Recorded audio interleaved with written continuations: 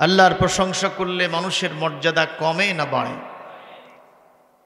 মুসা আলাইহিস সালাম যখন তুর পাহাড়ে যাচ্ছিলেন, কোথায়? তুর পাহাড়ে। অনেক মানুষ, অনেকে তাকে ধরে বলল, মুসা কি জন্য যাও, কোথায় যাও?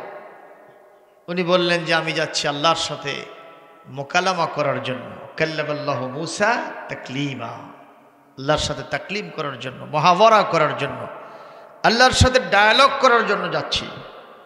তো বলল, যেহেতু যাচ্ছ, আল্লাহ তো হলো সর্বশক্তিমান, তিনি হলেন অনেক দয়াবান, অনেক দাতা, ঠিক না? ঠিক।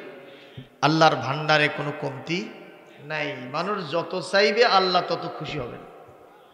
আর দুনিয়ার মানুষের কাছে যত যাবেন চাওয়ার জন্য, ওই মানুষ আপনার প্রতি তত বেজার। আমার আল্লাহর কারবার সম্পূর্ণ ভিন্ন। সুবহানাল্লাহ। একজন বলল, মুসা আমি তো দরিদ্র মানুষ, গরিব মানুষ, তো আপনি যাচ্ছেন আল্লাহকে বলবেন, তো আমি এই দরিদ্র মানুষ, আমার দরিদ্রতা কাটবে কিভাবে? আমার দারিদ্রতাটা কাটবে কিভাবে? দিন আনি দিন খাই, কত মাল্টিস্টেট বিল্ডিংয়ের মালিক অনেকে আছে, জোরজমার মালিক, কিন্তু আমার তো তেমন কিছু নেই। আমার এই সম্পদগুলি কেমনে বাড়বে, আমি কেমনে ধনী হব, এটা আল্লাহর কাছে বলবেন। মুসা আলাইহিস সালাম বলেন, ইনশাআল্লাহ। আর একজন বলল, মুসা কই যান? বলে, আযহাবু ইলা তুর সাইনা লিমুকালামাতি রাব্বি লিমুকালামাতি রাব্বি লিল হিওয়ারে মা রাব্বি, আমার রবের সাথে কথোপকথন করার জন্য আমি যাচ্ছি। এই ধনী মানুষ বলছে, মুসা আল্লাহর জন্য সকাল থেকে সন্ধ্যা পর্যন্ত সময় দিতে হবে, রাত দিন 24 ঘন্টা মানুষের ইবাদত আল্লাহ ছাড়া আর কারো করা যাবে নাকি? কতক্ষণ ইবাদত করব? আল্লাহ পাক বলেন, ওয়া'বুদু রাব্বাকা হাত্তা ইয়াতিয়াকাল ইয়াকিন।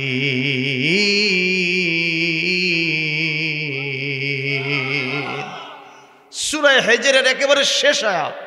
আল্লাহ পাক বলছেন, যতক্ষণ পর্যন্ত ইয়াকিন না আসবে, আর ইয়াকিন মানে হলো মৌত না আসা পর্যন্ত তোমাকে আল্লাহর দাসত্ব গোলামিতে থাকতে হবে।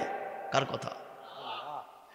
ইমানদারের কোনো ফুরসত নাই, রেস্ট নাই, আরাম নাই, বিরাম নাই, সব সময় প্রশংসা হবে, গোলামি হবে।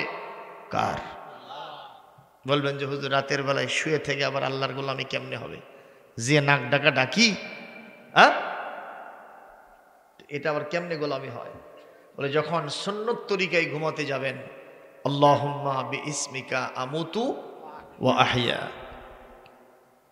আবার যখন ফজরে উঠবেন, আলহামদুলিল্লাহিল্লাযী আহইয়ানা বা'দা মা আমাতানা ওয়া ইলাইহিন নুশুর। নবীজি বলেন, ঘুমে যখন গিয়েছিলেন, সকালবেলা যখন উঠেছিলেন, পুরো রাত ঘুমের মধ্যেও আল্লাহর ইবাদত হয়েছে। আরো জোরে বলেন, আল্লাহু আকবার বলেন। হুজুর পায়খানায় যখন যাব তখন কেমনে আল্লাহর ইবাদত হবে?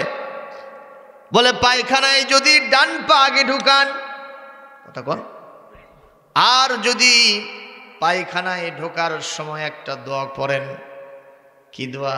আল্লাহুম্মা ইন্নী আউযু বিকা মিনাল খুবসি ওয়াল খাবাইস।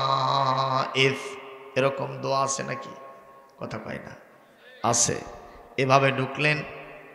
আবার সুন্নত তরিকায় পায়খানা সেরে, প্রসাব সেরে, গোসল সেরে, হাম্মামখানা থেকে যখন পায়খানা টয়লেট থেকে বের হলেন, আর বলতেছেন, কি বলবেন বলেন তো? গফরানাকা আলহামদুলিল্লাহিল্লাযী আযহাবা আন্নিল আযা ওয়া আফানি। আল্লাহর নবী বলেন, আপনি যতক্ষণ পায়খানা করেছেন পুরো সময়টা আপনি আল্লাহর দাসত্ব করেছেন। সবাই যে বললেন না, আরো জোরে বলেন। বলে, হুজুর স্ত্রী সহবাস যখন করি, এই সময়টা আল্লাহর দাসত্ব গোলামি কেমনে হবে? বলে, বিশ্বনবীর সুন্নত তরিকা যেরকম ছিল ওই তরিকায় যদি আপনি স্ত্রীর সাথে মিলন করেন, আপনার মিলনে গুনাহ হবে না, আপনার মিলনে কোনো শিরক হবে না, বেদাত হবে না, আল্লাহ বেজার হবেন না, রসুল নাখোশ হবেন না। যতক্ষণ পর্যন্ত মুজামাত হবে, মুবাশারাত হবে, ততক্ষণ পর্যন্ত আপনি আল্লাহর ইবাদতে থাকবেন। আপনার গুনাহ হবে না, বরং সওয়াব দিয়া জীবনটা মালামাল করে দিবেন কে? লিল্লাহে তাকবীর।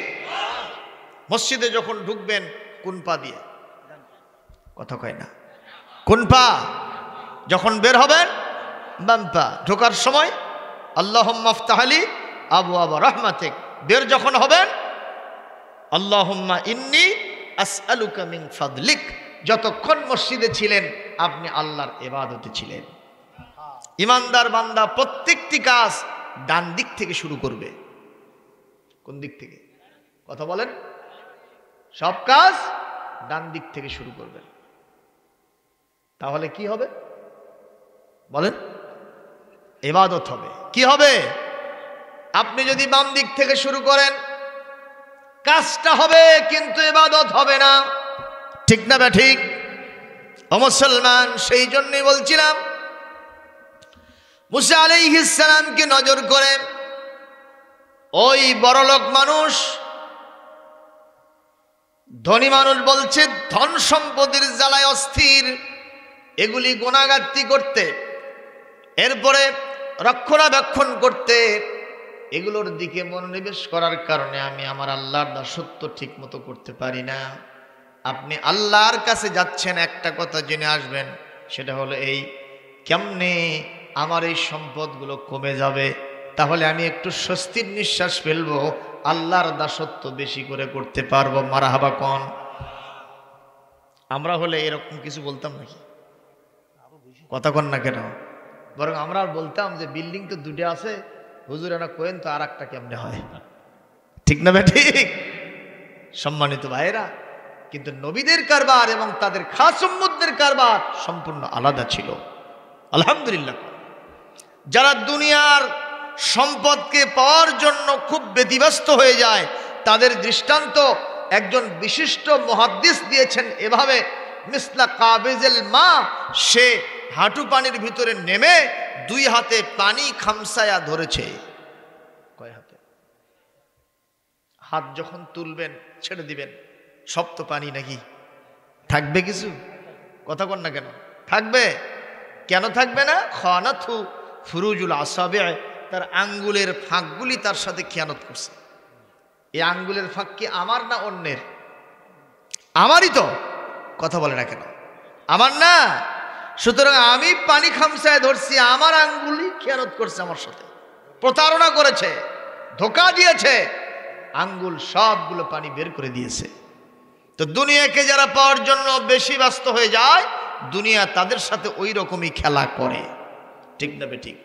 ছোটবেলায় আমরা ক্লাস 8-এ মাদ্রাসায় পড়েছিলাম, কেলাবুদ দুনিয়া নামে একটা আরবি সাহিত্যের প্রবন্ধ পড়েছিলাম। ঘটনা বলবো? কষ্ট হচ্ছে আপনাদের ভাই? আলহামদুলিল্লাহ, লোক যা হয়েছে, অত্যন্ত সুন্দর একটা পরিবেশ তৈরি হয়েছে। একটু জোরে আলহামদুলিল্লাহ কর। আল্লাহর নামে একটা জোরে তাকবীর দিলে এই এলাকায় প্রকম্পন হবে। আরো কিছু লোক মনে করবে যে না, আমরা না গিয়েই ভুল করছি। ঠিক না বে ঠিক? অনেকে দেখবেন তেলতেলা গোয়েন্দারি করতেছে বিভিন্ন জায়গায়। কথা বলেন না কেন? ভোট এখনো আসেনি, তাতেই চায়ের কাপে ঝড় তুলছে। ঠিক না বে ঠিক? কন ওই সব তেলতেলা গোয়েন্দারদেরকে গোয়েন্দারি ছেড়ে অন্তত কোরআনের মাহফিল আসার জন্য ডাকতে হবে। সেই ডাকা কি ওখানে গিয়ে ডাকবো? এখান থেকে শুরু হোক। লিল্লাহে তাকবীর। এটা তো কুরবানির গরু জব করার না হলো। বেলাল যেটা কইছে ইসলাম প্রতিষ্ঠার জন্য, সেই তাকবীর দিতে হবে। হযরত ওমরকে সাথে নিয়া যখন তিনি কাবা ঘরে গিয়ে প্রথম তাকবীর দিয়েছিলেন, তখন আবু জেহেল বলছিল, আজকে যখন ওখানে ওমর আছে রে বাবা, ওই জায়গায় আজকে যাওয়া যাবে না, পরে দেখা যাবে। মারহাবা কোন? সেই তাকবীর দেওয়ার জন্য আপনারা প্রস্তুত আছেন? আছেন? দেখি কারা কারা আছেন, দুহাত তুলে আল্লাহকে দেখান। আর জোরে সরে যে তাকবীর জীবনে দেন নাই সেটা দিবেন আজকে। লিল্লাহে তাকবীর, লিল্লাহে তাকবীর, নারায়ে তাকবীর, নারায়ে তাকবীর। আল কোরআনের আলো সারা দুনিয়ায় জালো, কোরআন আছে যেখানে, আলেম ওলামা যেখানে, কোরআন সুন্নাহর আলো। এই ঘর ছাড়লেন না আপনারা, সংসদ জেলে জেলে শেষে গেছেন নাকি? এই ওয়াজি তো এতক্ষণ করলাম, মরার আগ পর্যন্ত কোয়া লাগবে না, কথা কয় না। শেষে গেছেন, 2-4 জন নেতার বক্তব্য শুনে মনে হয় যে গেছেন বাবা, ইসলাম তো কায়েম হয়ে গেছে রে। এই 2-4টা মসজিদ বানায়া ইসলাম কায়েম, কথা কন। মসজিদ হয়েছে ঠিক, সেখানে যদি ঠিক মতো কোরআনের হক কথা না বলা যায়, ওই মসজিদ বানায় লাভটা কি? কথা বলেন না কেন? কি হবে বেঁচে থেকে, কি হবে বেঁচে থেকে অযথা বিদ্যা শিখে, যদি না গড়তে পারি শোষণবিহীন সমাজটাকে। কথা বলে না? কি হবে আলেম হয়ে ইমাম সেজে সমাজেতে, পারো যদি সত্য কথা উচ্চ স্বরে না বলিতে। কি হবে আলেম হয়ে ইমাম সেজে ওই সমাজে, পারো যদি সত্য কথা উচ্চ স্বরে না বলিতে। চাকরির ভয় করো যদি ছেড়ে দাও ওই না গদি, চাকরির ভয় করো যদি ছেড়ে দাও ওই না গদি। কি হবে ধোকা দিয়ে আল্লাহকে, কি হবে ধোকা দিয়ে বিবেকটাকে, কি হবে ধোকা দিয়ে আল্লাহকে। কি হবে বেঁচে থেকে অযথা বিদ্যা শিখে, যদি না গড়তে পারি শোষণবিহীন সমাজটাকে। আপনারা কি বুকে হাত দিয়ে বলতে পারবেন বাংলাদেশের সব ইমামেরা বুক ফুলে ইসলামের পক্ষে কথা বলতে পারে? পারে? যেগুলো সরকারি মসজিদ হলো, এখানে কি পারবে? এগুলো তো না হয় পারলো, পারবে না যে তার প্রমাণ কি? বাইতুল মুকাররম বাংলাদেশের কেন্দ্রীয় মসজিদ, চলে বলুন ঠিক না ঠিক? এই মসজিদের যিনি খতিব সাহেব, উনি এমন কিছু কথা কি কোরআন থেকে বলতে পারবেন যেটা প্রতিষ্ঠিত গভর্নমেন্টের সরকার বাহাদুরের উল্টো চলে যায়? কতক্ষণ পারবেন? উনি কি বলতে পারবেন বাংলাদেশের জেনার বিধান সংগেসার বিধান কায়েম হওয়া উচিত, বাংলাদেশের সুদ পরিহার করে ইসলামের নিজাম জাকাত ভিত্তিক অর্থ ব্যবস্থা কায়েম করা উচিত? উনি কি বলতে পারবেন খবরদার কেউ কারো বুঝি জুলুম করবেন না, সবাইকে ন্যায় বিচার উপহার দিতে হবে? বলেন তো এরকম কথা কি তিনি বলতে পারবেন? জনগণ বলতে পারবেন? উনি কি বলতে পারবেন নারী মানুষকে কখনো ক্ষমতায় যাওয়া যাবে না, প্রধানমন্ত্রী হওয়া যাবে না, প্রেসিডেন্ট হওয়া যাবে না, এমপি মন্ত্রী হওয়া যাবে না? এই কথা কি উনি সাহেব বলতে পারবেন? এই কথাগুলি কোরআনে আছে না নাই? সূরা আন-নিসা 34 নম্বর আয়াত, আর রিজালু কাওয়ামুনা আলান নিসা, সব জায়গায় পুরুষেরা নেতৃত্ব দেবে মহিলাদের ওপরে ঘোষণাকার। এই কথাগুলো সরকারি মসজিদ থেকে কওয়া যাবে? কথা কোন ঠিক না বে ঠিক? ভাইরা আমার কষ্ট পাচ্ছেন? কথা বলছিলাম মনে আছে কি নাই? ভাইরা আমার মনে আছে কি নাই? কথা বলছিলাম যেটা মনে আছে সেটা কি? মুসা আলাইহিস সালাম কোথায় যায়? তুর পাহাড়ে। ধনী মানুষ কয় আমার ধনটা কেমনে কমবে? আর আরেকজন লোকের সাথে দেখা হয়, তিনি বললেন মুসা আপনি কই যান? বলে আমি যাচ্ছি তুর পাহাড়ে আল্লাহর সাথে কথা বলতে। এ মুসা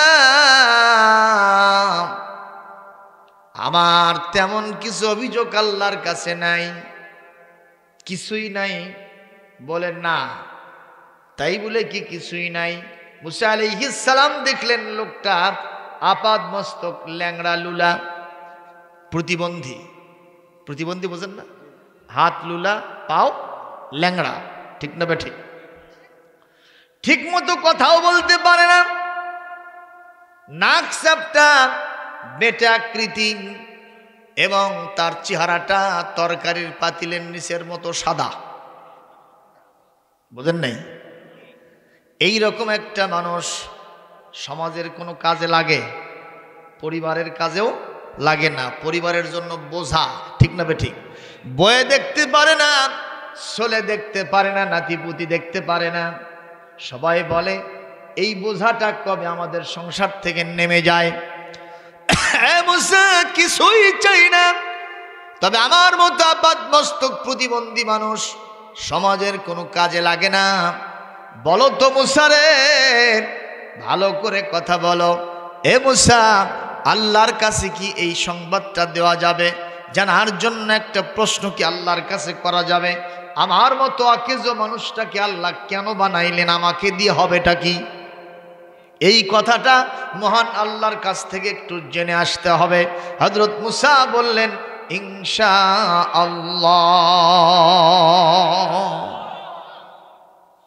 লোক হলো কয় শ্রেণীর? এগুলো কি আপনাদের জানার দরকার আছে? এজোরে কোন জানার দরকার আছে? বলি ইনশাআল্লাহ, বলি আমিন। প্রিয় ভাইয়েরা, আমি যেখানে আপনাদেরকে একটু নিয়ে যেতে চাচ্ছিলাম, আমাদের দেশে মসজিদ আছে, মাদ্রাসা আছে, খানকা আছে, মক্তব আছে, মার্কাজ আছে। ইসলামের বিভিন্ন জায়গাতে বিভিন্ন রকম হচ্ছে, মাহফিল হয় একটা বছরে 1 কোটির ওপরে। মসজিদ তো খালি ছাতার মতো, একটা গ্রামে যতটা পাড়া ততটা মসজিদ। কথা কয় না? এই যে এত বড় ঈদগাহ মাঠ, এখানে কয় গ্রামের লোক নামাজ পড়ে? কত বড় এটা? এই ওখান থেকে না, এত বড় ঈদগাহ মাঠ, পাশে বিজরুল আছে, তারপরে এটা কি দামরুল আছে, আশেপাশে সব জায়গায় ঈদগাহ মাঠ আছে। আছে জোরকান আছে না নাই? সব জায়গাতে আছে। এত কিছু, তারপরেও কি দেশে আপনি মনে করেন ইসলাম কায়েম হয়ে গেছে? জোরকান কায়েম হয়ে গেছে? কোনো বম্বাস্টিক মার্কার লোক এসে যদি কয় আমরা এই করলাম সেই করলাম, এত মসজিদ বানাইলাম, ইসলাম কায়েম হয়ে গেছে, আমি তখন তার দৃষ্টান্তটা এইভাবে দেই। এক গ্রামের এক লোক রোড অ্যাক্সিডেন্ট করে মারা গেল। কি অ্যাক্সিডেন্ট? তো আগে রোড অ্যাক্সিডেন্টে যখন মারা যেত, তখন ওই লাশটা পোস্টমর্টেম করে তালায় দিয়ে পেঁচে নিয়ে আসতো, ভ্যানের ওপরে। দেখেন না আপনারা? এটা নিয়ে আসতো। আর এখন ওই যে সরকারিভাবে একটা বড় ব্যাগ আছে, ওর ভেতরে ঢুকে এরকম চেন টানায় দেয়, আর দেখা যায় না। এটা বর্তমান। আমি দোয়া করি আল্লাহ পাক যেন কাউকে অপমৃত্যু না দেয়। অ্যাক্সিডেন্ট করে মৃত্যু, এটা অত্যন্ত কঠিন মৃত্যু। জোরে কোন ঠিক না ঠিক? আল্লাহ যেন সবাইকে সুস্থ সুন্দর অবস্থায় দুনিয়ার থেকে ইমানি হালতে যাওয়ার তৌফিক দান করেন। সাকারাতুল মাউত থেকে যেন আল্লাহ সবাইকে, আকস্মিক দুর্ঘটনা থেকে যেন আল্লাহ সবাইকে বাঁচিয়ে দেন।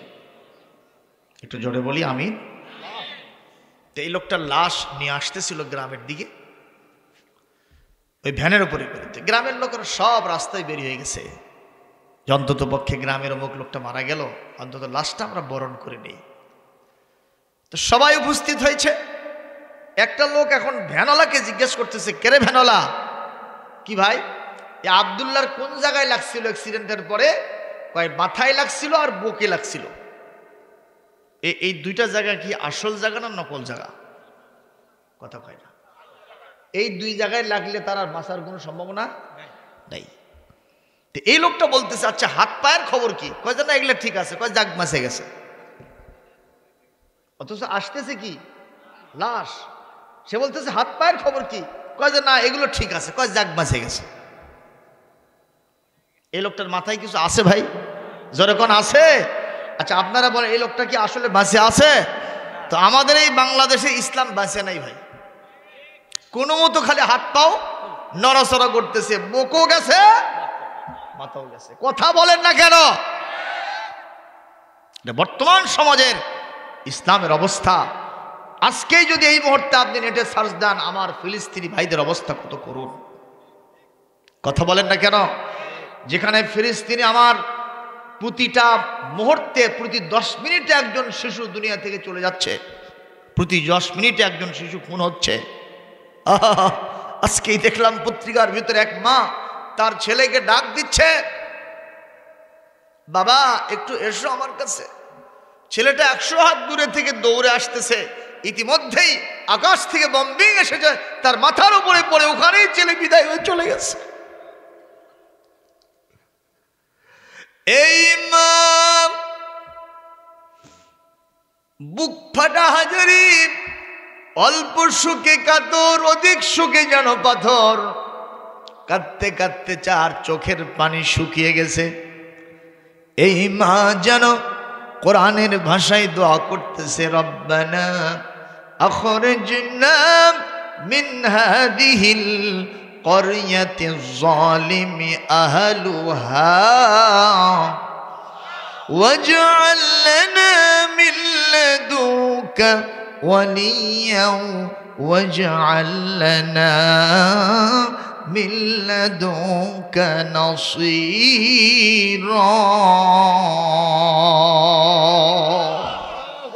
আমার আল্লাহ যেন বারবার ওনাদের কথাগুলি কোরআনে কোট করে দিয়ে বলছেন, সূরাতুন নিসা ৭৫ নম্বর আয়াত। আল্লাহ পাক বলেন, ওই ফিলিস্তিনের নারী, শিশু, আবাল, বৃদ্ধ, বনিতা সবাই চোখের পানি ছেড়ে দিয়ে আমার কাছে কাঁদতেছে আর বলতেছে, আল্লাহ এই জালেম জনপদ থেকে বের করে নেন, আপনার পক্ষ থেকে অভিভাবক পাঠান, আপনার পক্ষ থেকে সাহায্যকারী নিযুক্ত করে দেন। জোরে কোন আমিন।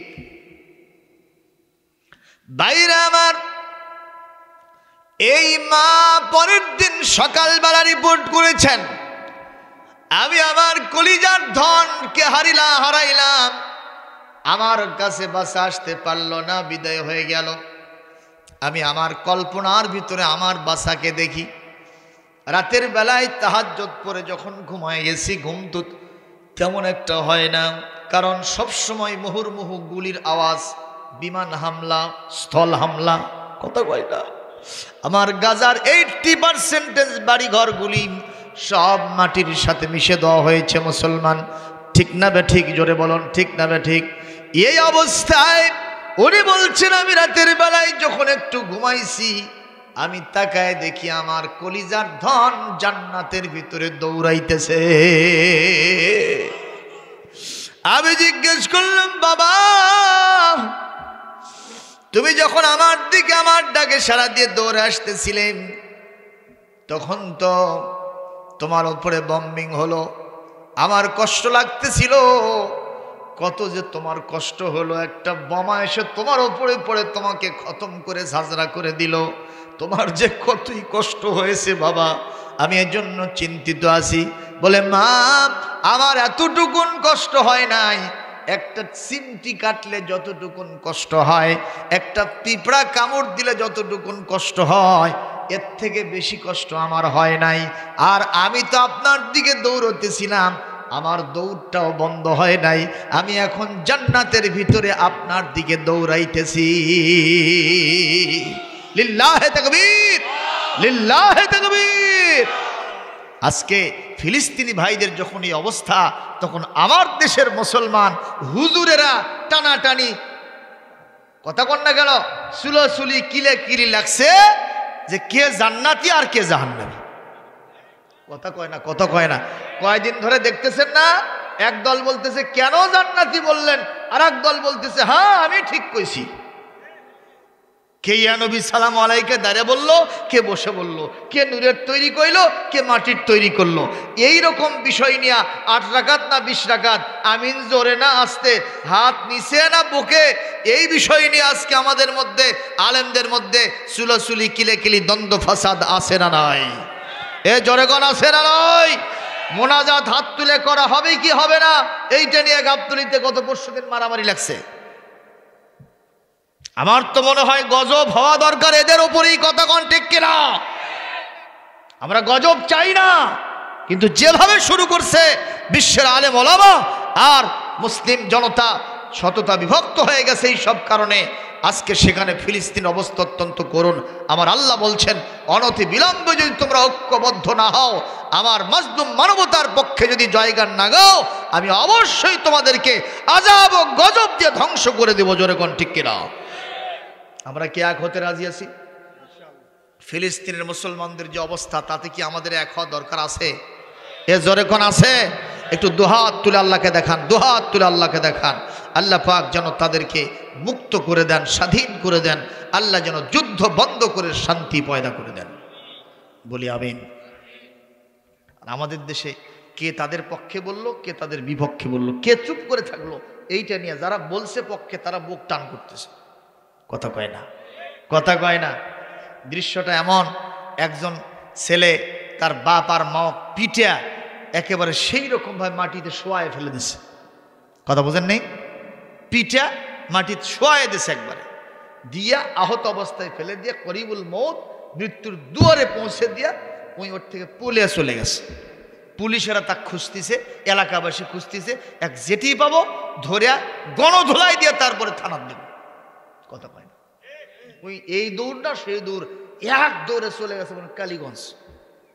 কুটি গেছে কালীগঞ্জ।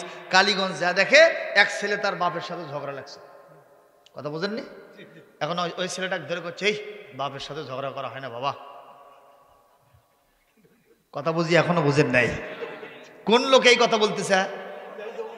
যাই বাপ মাও মৃত্যুর দুয়ারে পৌঁছাতেছে, তাই ওখানে এক বাপের সাথে তার ছেলে ঝগড়া করতে তাক করছে, বাবা বাপ মায়ের সাথে এরকম ঝগড়া করা হয় না রে, কথা বোঝেন নাই? কথা বোঝেন নাই? আজকে বিশ্বের অবস্থাটা এইরকম হয়ে গেছে, জোরে কোন ঠিক তবে ঠিক, কথাটি বুঝতে হবে আপনাদের, জোরে কোন ঠিক কিনা? মন খারাপ করতেছেন নাকি ভাইরা? আমি এখন তাফসীর করতে যাব, যেখান থেকে রেসিট করেছি, তেলাওয়াত দিয়েছি, আমি সেখান থেকে একটু আলোচনা করতে চাই। তাতে কি আপনাদের কোনো আপত্তি ভাই আছে কি, কোনো অবজেকশন ভাই?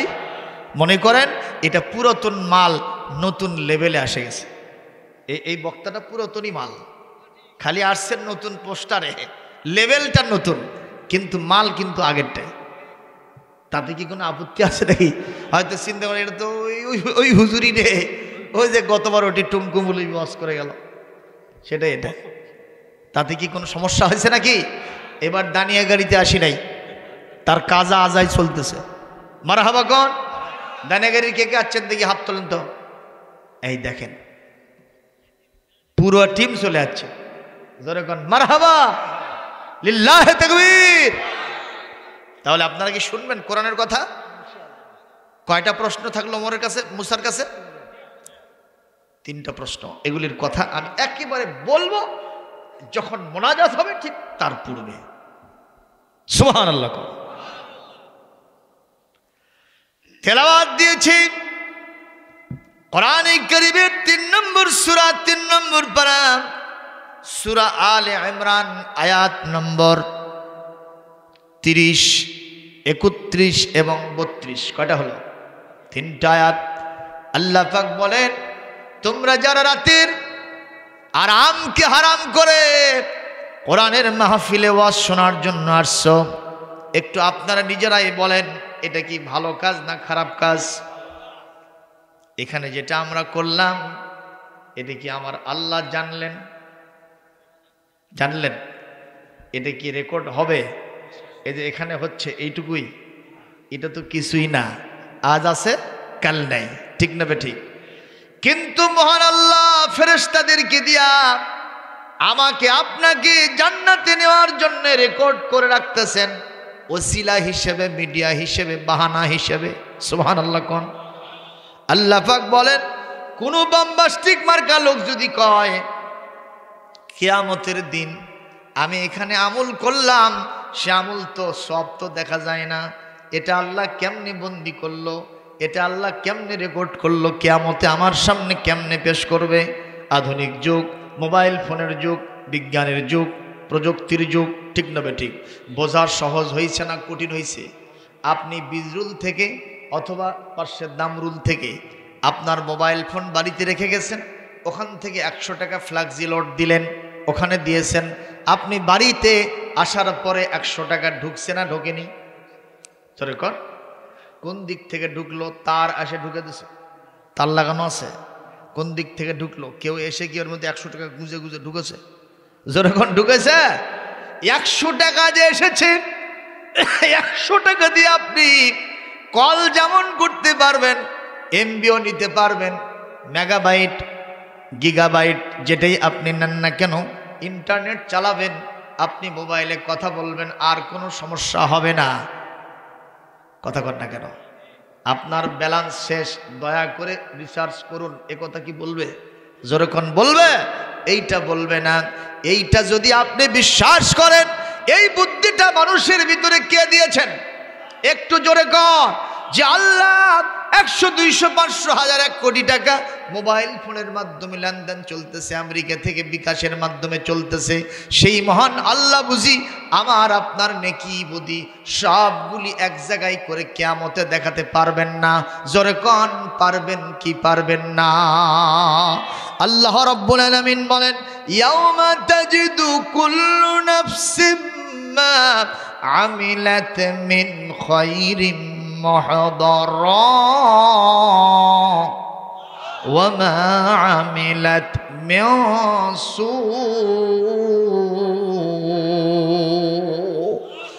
এই পৃথিবীতে প্রত্যেকটি মানুষ যা ভালো কাজ করতেছে, আপনারাই জবাব দিলেন এই কাজটা কি ভালো না খারাপ? এইটা যদি না হয়ে ঢাক ঢোলক বাজায়া প্যান প্যানানি সুর দিয়া বাংলাদেশের চলচ্চিত্র জগতের অভিনেতা অভিনেত্রী মমতাজ ম্যাডাম, কথা কয় না, পরিমণি আছে না নাই, ওই যে আপনার কনক চাপা, বেবি নাজনীন, এই জাতীয় যারা আছে, মঞ্চে এসে দাঁড়ায় যদি তারা নাচানাচি করত, আর যদি উলঙ্গ ড্যান্স মারত, যদি প্যান প্যানে সুর দিয়ে গান গাইতো, ঢাক ঢোলক বাজাইতো, তালে তালে যুবকরাও যদি নাচানাচি করত, আপনারাই জবাব দেন ওইটা ভালো না খারাপ? একটু জোরে বলেন, ভালো না খারাপ? আল্লাহ পাক বলেন ওইটাও রেকর্ড হবে, এইটাও রেকর্ড হবে। জবাব দেন জান্নাত হবে এইটাতে না ওইটাতে? আরো জোরে বলেন। আল্লাহ পাক বলেন শুধু তাই নয়, এইটা যখন রেকর্ড হয়ে গেল, কাল কিয়ামতের কঠিন ময়দানে যারা ওইটাতে শামিল হয়েছিল দুনিয়ার জীবনে, সে তখন আল্লাহর কাছে চাইবে, আল্লাহ আমি ওই খারাপটা চাই না, আমি ইসলামী জালসা ছাড়া কিছুই দেখি না। একটু জোরে বলেন সুবহানাল্লাহ, আরো জোরে বলেন সুবহানাল্লাহ। আমার তো মনে হয় যে বাড়ি বাড়ি শোভা হওয়া দরকার। কথা কয় না? শোভা যত বেশি হবে মানুষের ভিতরে, তত বেশি দিনিয়াত আরো বেশি ঢুকে পড়বে। জোরে বলেন ঠিক তবে ঠিক, ইসলাম তত বেশি ঢুকে পড়বে। আপনারা হয়তো বলতেছেন হুজুর বুঝে পারছি, আরো একটু পকেট ভারী করার চিন্তা, এইটা চিন্তা করতেছেন না? আপনি বলেন আজকে যখন এখানে মাহফিল হচ্ছে, আশেপাশের পরিবেশটা কেমন লাগতেছে? আর যদি এই জায়গাতে গান বাজনা হতো, আশেপাশের পরিবেশটা অন্যরকম একটা রূপ ধারণ করতো। ঠিক তবে ঠিক, সেখানে ফেরেশতা আসতো না, রহমত আসতো না, গজব দিয়া, আল্লাহর নারাজি দিয়া এই এলাকাটা ভরে যেত, আল্লাহর পক্ষ থেকে আযাব ও গজব দিয়ে সবাই ধ্বংস হয়ে যেত। ঠিক তবে ঠিক কর। সুতরাং আজ থেকে আমরা বলবো ভালোতে থাকবো না খারাপে থাকবো? একটু জবাব দেবেন। আমরা কি কোরআনের পক্ষে নাকি গানের পক্ষে? একটু জোরে বলতে হবে, কিসের পক্ষে? আরো জোরে বলেন, কিসের পক্ষে? একটু হাতটা না দেখালে আল্লাহর ক্যামেরাতে ধারণ হচ্ছে না। আমরা কিসের পক্ষে? আরো জোরে বলুন, কিসের পক্ষে? বাস, আল কোরআনের পথ, এই পথই আসল পথ। আল হাদিসের পথ, এই পথই আসল পথ। অন্য পথে অন্য মতে নেই যে রহমত। আল কোরআনের পথ, এই পথই আসল পথ। আল কোরআনের আলোয় যার জীবন আলোকিত, সেই চির বিপ্লবী নয় কখনো ভীত। তার হৃদয়ে শুধুই আল্লাহর অথই মোহাব্বত, অথই মোহাব্বত। আল কোরআনের পথ, এই পথই আসল পথ। একটা মারহাবা দিলেন না? এতই কৃপণ মমতাজ ম্যাডাম একটা গায়া 2 লাখ টাকা নিয়ে যায়। তোর থেকে গান গাওয়ার জন্য 2 লাখ টাকা অগ্রিম নিয়েছে। কয় লাখ অগ্রিম নিয়েছে? বাংলাদেশের এমপি সংসদে পর্যন্ত গান গায়। যেই সংসদে আলেম ওলামা কোরআনের পক্ষে জয়গান গাইছে, সেই সংসদে ওই ম্যাডামের মতো একজন শিল্পী ছায়াছবির গান গায়। কথা কন না কেন? দৃশ্যটা খুবই ভালো। না না ভাই, প্রিয় ভাইরা আমার, 2 লক্ষ টাকা হাতিয়ে নিলাম, প্রোগ্রামে যাই নাই। বাংলাদেশের 2 লক্ষ আর ওখানে 2 লক্ষ রুপি, ঠিক দেবে ঠিক। ওখানে মামলা হয়ে গেছে, কিছুদিন উনি সাহেব একটু গোপনে গোপনে থাকলো, এখন না হয় প্রকাশ পাইছে, কিন্তু ও দেশের মাটিতে যদি কোনোদিন যায় ধরা খাবে, ঠিক কিনা? অগ্রিম নিচে কয় লাখ, গান গাবে বড় জোর 2 থেকে 3টা, আর একটা হুজুর একটা মাহফিল করবে, যদি ঢাকা থেকে আসে তার জন্য একটু পথ খরচা হিসেবে 10,000 টাকা দিবেন, 20,000 টাকা দিবেন। কত মশলা! হুজুর ঢাকার থেকে আসতে 20,000 টাকা লাগবে। গত পরশুদিন একজন আমার কাছে ফোন দিয়ে বলতেছে, হুজুর একটু সভা করে দেওয়া লাগবে। আমরা হ্যাঁ ঠিক আছে, আমরা তো সভা করার জন্যই বক্তার খাতার নাম দিছি। কোন তারিখ চান? অমুক তারিখ। ডায়েরি দেখে বললাম হ্যাঁ চলবে। তো বলতেছে, হুজুর আমরা এবার মসজিদ ভাঙছি, তো একটা সিদ্ধান্ত নিয়েছি। কি? তো এবারে না আপনার ফ্রি ওয়াশ করে দেওয়া লাগবে। আপনি চিন্তা করেন, দাম থাকে? হ্যাঁ, এই জাতীয় লোক এখনো ইহসাসে কমতরির সংকীর্ণ মনা লোক এখনো এই বাংলাদেশে বাস করে। ইসলামের জন্য, আলেম ওলামার জন্য টাকা বাড়ায় না, অথচ গান বাজনার জন্য, শিল্পী সাহেবাদের জন্য কোটি কোটি টাকা ব্যয় করতে দ্বিধাবোধ করে না। আপনারা ঠিক সবাই কননি ভাই, এরকম মেন্টালিটি আপনাদেরও আছে নাকি? হ্যাঁ, হুজুরের জন্য একটু ঠিক মতো ব্যবস্থা হয় না। এই যে আজকে আমি খারাপ বলবো না, আমার একরাম সাহেব মন খারাপ করবেন না, আমি শুধুমাত্র বলছি, আমরা বক্তারা যদি প্রত্যেক রাতে খালি গরুর গোশত খাই, তাহলে আমার অবস্থা তক্তা হবে না? কথা কয় না, হবে না? তো একরাম সাহেব আমাকে খুব ভালো মানুষ, খুবই ভালো মানুষ, উনি আমাকে জিজ্ঞেস করছে, হুজুর কি খাবেন? আমি ছাত্রকে পড়াচ্ছিলাম তো মাদ্রাসায়, এই মুহূর্তে উনি ফোন দিয়েছে, কি খাবেন? চিন্তা করলাম আজ কি বেটা হবি বাবা। ছাত্ররা করছে, হুজুর কর্তৃপক্ষে এরকম আগে জিজ্ঞেস করে, শুনলে না বাস্তব কথা। আমি ওনাকে বলছিলাম যে এইটা, তো যাক যা পাচ্ছি আলহামদুলিল্লাহ, কি পাচ্ছি তা করছি না। সম্মানিত ভাইয়েরা, মন খারাপ করবেন না। এক এলাকায় এক বক্তা গিয়ে বসে কেবলই গেছে, তো দেখে যে একেবারে ওপরে বিছিয়ে দিয়েছে একটা চাদর, তারই নিচে খালি একে বাংলাদেশের এই যে জমিনের খ্যার, মানে নারীহীন দাবে গেছে। তো কিছুক্ষণ পর ছোট্ট একটা ছেলে এসে করছে, হুজুর খ্যার কি আরো দেব? হুজুর বলতেছে, বাবা আশ্চর্য হয়ে গেলাম রে, তুমি আরো খ্যার দেবার চাও? আমি গরু না ছাগল বাবা? কয় হুজুর বাড়িতে আত্মীয় স্বজন এসে ভরে গেছে, দাদা পাঠিয়ে দিল, কয় দেখ তো হুজুরের আর খ্যার লাগবি নাকি। এই সম্মান বাড়িছে হুজুরকে। এই জন্যেই বড় বড় বক্তা যারা, ওর কথা যে 10টা 5টা সভা করা আমার দরকার নাই, একটা কর্ম যাতে 1টার থেকে 10টার কামাই চলে আসে। 50,000-এর নিচে কোনো কথা চলবি না। আমার এই কথায় কি মন খারাপ করতেছেন আপনারা? বাস্তব কথা বলতেছি ভাইরা আমার। মুসলমান, এই জন্য আমরা গান বাজনার পক্ষে থাকবো না। থাকবো কার পক্ষে? বলবেন হুজুর গান বাজনার বিপক্ষে কোনো আয়াত আছে নাকি? এই মুহূর্তে আপনাদের সামনে রিলে করে শোনাই, যুব সম্প্রদায় তোমাদের পায়ে হাত দিয়ে বলবো, খবরদার কোনো গানের আয়োজন করবা না, কোনো নাটকের আয়োজন করবা না, কোনো কনসার্টের আয়োজন করবা না। সব সময় কোরআনের পক্ষে থাকতে হবে। কিছু না পারলে অন্তত কোরআন ওয়ালাদের একটা কথা দিয়ে হলেও, অন্তত পক্ষে একটা গুড়ি দিয়ে হলেও সাহায্য করা লাগবে। গুড়ি বোঝেননি? সবই বোঝে, খালি গুড়ি বোঝে না। ঠিক না বে ঠিক? জোরে বলেন।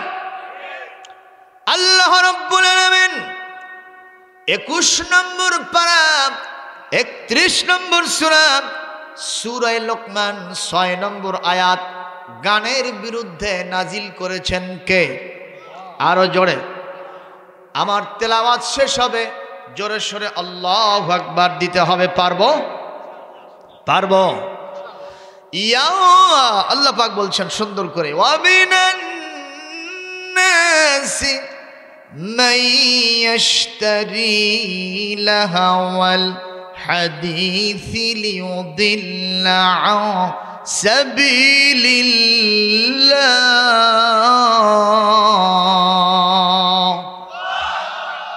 লিয়ুদিল্লা আন সাবিলিল্লাহি বিগাইরি ইলমিন ওয়া ইয়াত্তাখিদাহা হুজুয়া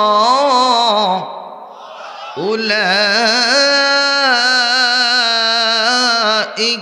লাহুম আযাবুম মুহিন।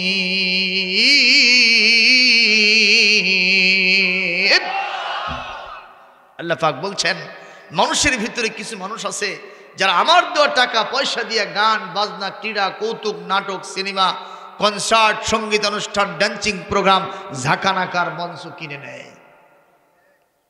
আল্লাহর কথা ঠিক করলেন না কেন? জোরে বলেন। আপনাদের এখান থেকে জামগ্রাম কদ্দূর? কাছে না? এক সময় সেখানে প্রত্যেক বছর যাত্রা আসতো। কথা কর না কেন? যারা করত ইসলামী জলসা যারা করে তাদের সাথে টিক্কা দিয়ে করত, আমরা করব, তোরা পারলে ঠেকা। আমাদের ঠেকানোর দরকার নাই, একদিন নিজে নিজেই ঠেকে যাবা। কথা বলেন না কেন? যেদিন চিৎপাটাং হবা, উত্তর শীতান যেদিন হবা, সেই দিন সোজা ঠিক মতোই হবা। ওই দিন সোজা হয়ে কোনো লাভ হবে না। ওই যে সাপে আর ব্যাঙের ভিতরে দোস্তালি আছে, সাপে আর ব্যাঙ, এই দোস্তালি কি ঠিক মতো হয়েছে? দুইটা দুই জাতি না? সাপ ব্যাঙের সাথে শত্রুতা আগের থেকেই আছে। ব্যাঙ বলতেছে সাপ, ভাই তোর সব ভালো লাগে রে, কিন্তু তুই যে মাঝে মাঝে আঁকা বাঁকা চলিস এটা আমার ভালো লাগে না। এই কথা বলাও সারা, শো মারাও সারা। ব্যাঙ তো খালি পেশাব করতে করতে মারছে দৌড়, লাফাতে লাফাতে। তো কিছুদিন পর চিন্তা করলো ব্যাঙ যে দেখি তো আমার আগের ওই পুরাতন বন্ধুটা কেমন আছে, ওর বাড়ি তো মুখ জায়গায়, একটু দেখে আসে। তার আগে হয়েছিল কি, এই সাপ বেচারা চুপ করে বসে আছে, রাখাল বালক ওই দিক দিয়ে গরু ছাগল চড়াতে যায়। কি চড়াতে যাচ্ছে? গরু ছাগল। তো মানুষ দেখে ওই ফোঁস করে উঠছে, আলো বান্টি ছিল, মাথা সান্দে চাড্ডে মারে দিচ্ছে, মারাও সারা মরাও সারা। এখন রাখাল বালক করছে কি, ঠিক উত্তর শীতান করে সোজা করে থুয়ে দিয়েছে। ইতিমধ্যে ব্যাঙ আসছে তাকে দেখার জন্য, আসে দেখে কোনো আইজাই নাই, কোনো সাউন্ড নাই। জিজ্ঞাসা করছে, oh my dear bosom friend, how are you? বন্ধু তুমি কেমন আছো? কোনো কথা নাই। উল্টা পাল্টা দেখে না, আসলেই আর নাই, অচেতন অবস্থায় পড়ে আছে। ব্যাঙ তখন বলতেছে, বন্ধু তুমি সোজা হলে, মরার পর এখন আর সোজা হয়ে কোনো লাভ হবে না। কথা বলে না বাবা, কথা বলে না রে। আমরা সবাই যখন মারা যাব, ঠিক আমাদের উত্তর শীতান করে রাখবে, আমাদেরকে চকলেটের মতো করে সোজা করে কাফনের কাপড় পরায় রাখবে, কেউ বাঁকা থাকবে না। কথা বলেন না কেন? আল্লাহ কোরআনে বলছেন, ওয়ালতাফাতিস সাকু বিসাক ইলা রাব্বিকা ইয়াওমা ইযিনিল মাসাক। সেই দিন গুসার সাথে গুসা মিলে যাবে, আর সেই দিন কেউ বাঁকা থাকবে না। কিন্তু ওই সোজা হয়ে কোনো কাম হবে না, সোজা হতে হবে এখন ইনশাআল্লাহ। সোজা কি আজ থেকে টান হয়ে শুয়ে দেখবেন রাত্রে, সেটা ফজর যখন হবে বাবা লাতে ওঠা লাগবে, ঠিক না? ঠিক কন ইনশাআল্লাহ। বাইরে আমার কথা বলছিলাম, আল্লাহ রাব্বুল আলামিন বলেন, ওয়া ইউহাযযিরুকুমুল্লাহু নাফসা। আল্লাহ পাক তার নিজের সম্পর্কে তোমাদেরকে সতর্ক করছেন, তোমরা সতর্ক হও। আল্লাহু রাউফুম বিল ইবাদ। মহান আল্লাহ সুবহানাহু ওয়া তাআলা তিনি তার বান্দাদের ব্যাপারে বড়ই কোমল হৃদয়ের অধিকারী। জোরে কোন সুবহানাল্লাহ। কিয়ামতের দিন যার আমল নামা খারাপ হবে এই লোক আমল নামা নিতে চাইবে না, কারণ পরীক্ষা যে খারাপ দেয় রেজাল্ট প্রকাশ হোক সে সেটা কখনো চায় না। ঠিক না ঠিক? দুইজন ছেলে পরীক্ষা দিয়েছে, কথা কি শুনতেছেন আমার? একজন ছেলে মাঝে মাঝে ফোন দেয়, কয় হুজুর আলেম পরীক্ষা দিলাম, ফল কতদিন প্রকাশ হবে? এর লক্ষণ কি? ভালো, মানে পরীক্ষাটা ভালো দিয়েছে। আর একজন ছেলে পরীক্ষা দেওয়ার পর থেকে কোনো খবর নাই, কিছুই জিজ্ঞেস করে না, ওর লক্ষণ কি? খারাপ। ওই মাঝে মধ্যে ইমাম সাহেবের সাথে এবং রাতের বেলায় আল্লাহর কাছে হাত তুলছে উল্টো দিকে। কোন দিকে? দিয়ে বলেছে, আল্লাহ আমি কিছুই চাই না, এবার চাই শিক্ষা বোর্ডে একটু আগুন লাগুক। কি লাগুক? কেন? সব যেন পুড়ে ছারখার হয়ে যায়, যেন রেজাল্ট প্রকাশ না হয়। রেজাল্ট প্রকাশ হলে আমার যা আমল নামা প্রকাশ হয়ে যাবে, মানুষের সামনে আমি অপমানিত, লাঞ্ছিত, নিগৃহীত হব। কথা বলেন ঠিক না বেঠিক? সুতরাং আমি রেজাল্ট প্রকাশ হোক এটা আমি কখনো চাই না। অনুরূপভাবে আল্লাহ পাক বলেন, কাল কিয়ামতে এই দুনিয়াতে যারা খারাপের পক্ষে, গান বাজনার পক্ষে ছিল, আল্লাহ পাক বলেন এই লোকগুলির আমল নামা তাদের হাতে আসুক, এটা সে চাইবে না। তাওয়াদ্দু লাউ আন্না বাইনাহা ওয়া বাইনাহু আমাদাম বাঈদা, তার মাঝে আর তার আমল নামা পরীক্ষার রেজাল্টের মাঝে বিরাট পার্থক্য, ব্যবধান যদি হতো, ফার ডিফারেন্স যদি হতো, কতই না ভালো হতো। সে যদি বাংলাদেশে থাকতো আর তার আমল নামা যদি আমেরিকায় থাকতো, কতই না ভালো হতো। আপনারা বলেন, আমার আল্লাহ পাক বলেছেন ওই দিন ও আমল নামা যদিও চাইবে না, কিন্তু আমল নামা তাকে ছাড়বে না। ঠিক না বেঠে? এই জন্য আমরা ভালোর পক্ষে না কালোর পক্ষে? ভালোর পক্ষে না কালোর পক্ষে? তাহলে বলি কোরআনের পক্ষে থাকবো কি থাকবো না? জোরে বলি ইনশাআল্লাহ। এইবার আসেন, আল্লাহ পাক বলছেন, নবী হে, এই পৃথিবীর মানুষকে আপনি বলে দেন তারা কি আমি আল্লাহর ভালোবাসা চাই? আমরা কি চাই? সবাই চাই। কার ভালোবাসা? আল্লাহর ভালোবাসা। তাহলে আপনি আপনার উম্মতদেরকে বলে দেন, পৃথিবীবাসীকে বলে দেন, তারা যেন আপনি নবীকে মেনে চলে। নবীকে না মানলে আল্লাহর ভালোবাসা পাওয়া যাবে না। তাহলে আমি আল্লাহ তাদেরকে আমার ভালোবাসা অফার করব, দিয়ে দিব। সুবহানাল্লাহ। আর কি করব? জীবনের সব গুনাহ খাতা মাফ করে দেব। আমি আল্লাহর চাইতে দয়াবানও কেউ নাই, আমি আল্লাহর চাইতে ক্ষমাশীলও কেউ নাই। সুবহানাল্লাহ জোরে কর। এই পৃথিবীতে আল্লাহকে ভালোবাসতে হলে নবীকে ভালোবাসতে হবে। নবীর ভালোবাসা ছাড়া নবীকে মানাও যাবে না।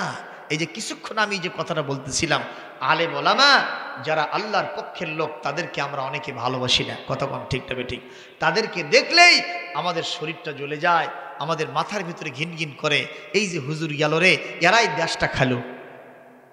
কথা কন না কেন? আসলে কি হুজুররা দেশটা খাইছে? দেশটা খাইছে?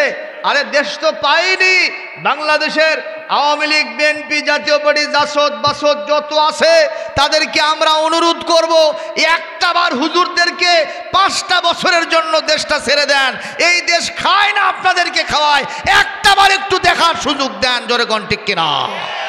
আপনারা কি চান? হাত তুলে আল্লাহকে দেখান এই মুহূর্তে। লিল্লাহে তাকবীর, লিল্লাহে তাকবীর। কোনো কিছু না পেলে কি খাওয়া যায়? পাইনি তো, আলহামদুলিল্লাহ 2টা পাইছিল, দেখায় দিয়েছে গোটা বিশ্বব্যাপী।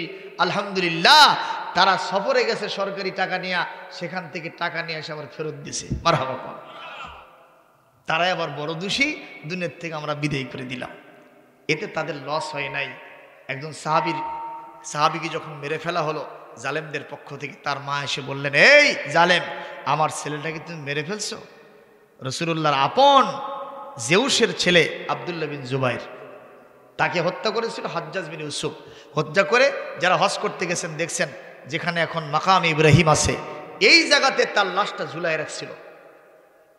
আব্দুল্লাহ বিন জুবাইর মক্কার শাসক ছিলেন, সবচেয়ে বড় রাসূলুল্লাহর আপন শেলিকার আপনার জেউসের ছেলে, এবং মদিনাতে সর্বপ্রথম রাসূলুল্লাহর মুখের লালা তার মুখের ভেতরে প্রবেশ করছে।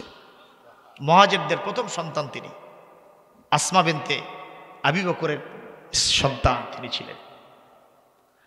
আসমা বিনতে আবি বকর অন্ধ মহিলা লোকদেরকে বললেন, আমার ছেলে কোথায় নিহত হয়েছে, শাহাদাত বরণ করেছে, আমাকে একটু তোমরা তার কাছে নিয়ে চলো। লোকেরা ধরে ধরে নিয়ে আসলো।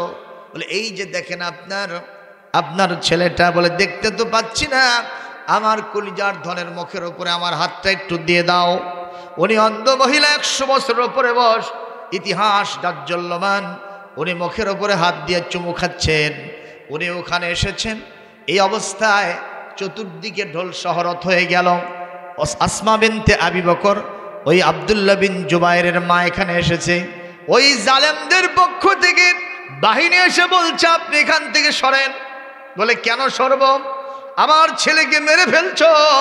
আমি একটু মা হিসেবে তাকে দেখতে আসছি, একটু চুমু খাইতে আসছি, তারপরেও কেন সরে যেতে বলো? বলে, না, আপনি এখানে যতক্ষণ থাকবেন লোকদের ধীর ভাট্টা হবে, এতে আমাদের পরিস্থিতি অন্যদিকে চলে যেতে পারে। কথা কয় না?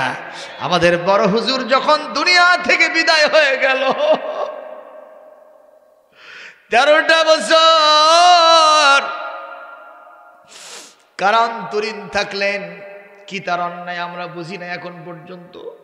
আমার তো মনে হয় একটাই অন্যায়, 1000-এর উপরে লোক তার হাতে হাত দিয়ে মুসলমান হইছে। এটা কি অপরাধ? জোরে কর। তিনি কোরআনের তাফসীর করেছেন, তার ওয়াজ শুনে জিনাকার জিনা ছেড়ে দিয়েছে, বেনামাজি নামাজি হয়েছে, পিতামাতার অবাধ্য সন্তান বাধ্যগত হয়েছে। যারা অস্ত্রবাজ ছিল ওনার ওয়াজ শোনার পরে অস্ত্র মদের আড্ডা ছেড়ে দিয়া কোরআনের জানবাজ সৈনিক হয়ে গেছে। এইটাই যদি অপরাধ হয়, যাই হোক, আমাদের হুজুর সাহেব মুসলমান ভাইরা তিনি বিদায় হয়ে চলে গেলেন। আমরা চাইলাম একটু ঢাকায় জানাজাটা হবে, সেটাও হওয়া গেল না। কথা কন। সেইখানে নিয়ে যাওয়া হলো, সেখানেও জানাজা হবে। তারা তড়িঘড়ি করে সময়ের আগে শেষ করে দেওয়া হলো। এবং শুধু তাই নয়, কবরে যখন তারে দিয়ে দেওয়া হলো, সেখানে আমরা একটু জিয়ারত করব, তার জন্য একটু এক জায়গায় বসে মোনাজাত করব। কোনো ভিড়ভাট্টা চলবে না। অনেক দিন সেখানে প্রশাসন নিযুক্ত করে রাখা হলো। এই কায়দায় হাজ্জাজ বিন ইউসুফ তার বাহিনীকে বলল, আব্দুল্লাহ বিন জুবাইরের মাকে ওখান থেকে সরায় দাও। মা বলল, কেন সরাবা? আমার কি অপরাধ? বলে, অপরাধ একটাই, আপনি এখানে থাকলে লোকদের ভিড় বেজে যাবে, আমাদের বাদশাহের অন্যদিকে মোড় নিতে পারে, সুতরাং এখানে আপনার থাকা যাবে না। উনি বলল, আমার কণ্ঠায় জান থাকতে এখান থেকে আমি নড়ব না, চড়ব না। এক পর্যায়ে প্রশাসন এসে বলল, আপনি যদি এখান থেকে না সরেন আপনাকে উলঙ্গ করা হবে, প্রয়োজনে আপনাকে হত্যা করা হবে। তিনি বললেন, শোনো, এত জুলুম যখন তোমরা করতেছো আমি সরে যাচ্ছি, তবে একটা কথা বলি, আমার ছেলেকে হত্যা করে তোমরা লাভ করতে পারো নাই। আমার ছেলের দুনিয়া নষ্ট করেছো, আর তোমরা নিজেদের আখিরাত নষ্ট করেছো। আমার ছেলের দুনিয়া নষ্ট হয়েছে, আর তোমাদের নষ্ট হয়েছে কি? বলেন তো, দুনিয়ার চাইতে আখিরাত ছোট না বড়? জোরে বলেন। তাহলে যারা আখিরাত নষ্ট করলো, নিজের পায়ে নিজেই কুড়াল মারলো, লস তো তাদেরই বেশি হলো। জোরে কোন ঠিক না বে ঠিক? ও মুসলমান, আমার কথাই কি আপনারা কখনো মন খারাপ করতেছেন? এই জন্য বলবো, এই পৃথিবীতে আমরা সবসময় কার ভালোবাসা চাবো আর মেনে নেব? রসুলকে। জোরে বলি না ইনশাআল্লাহ। ভাইরা আমার, সাহাবায়ে আজমাইনদের ভিতরে এই আয়াতের উপরে কেমন আমল ছিল, একটু দু একটা ঘটনা যদি বলি, শোনার মতো সুযোগ আছে? সুযোগ আছে? একটু জিকির করেন, সুবহানাল্লাহ ওয়ালহামদুলিল্লাহ লা ইলাহা, সুবহানাল্লাহ ওয়ালহামদুলিল্লাহ লা ইলাহা, লা ইলাহা ইল্লাল্লাহ,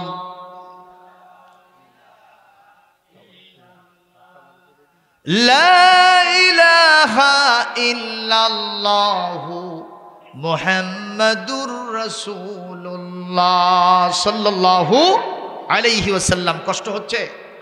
আর একটু ওয়াজ চলবে? চলবে? বন্ধ হওয়ার পক্ষে না চলার পক্ষে? ওই যে তিনটা কথা শোনা লাগবে না?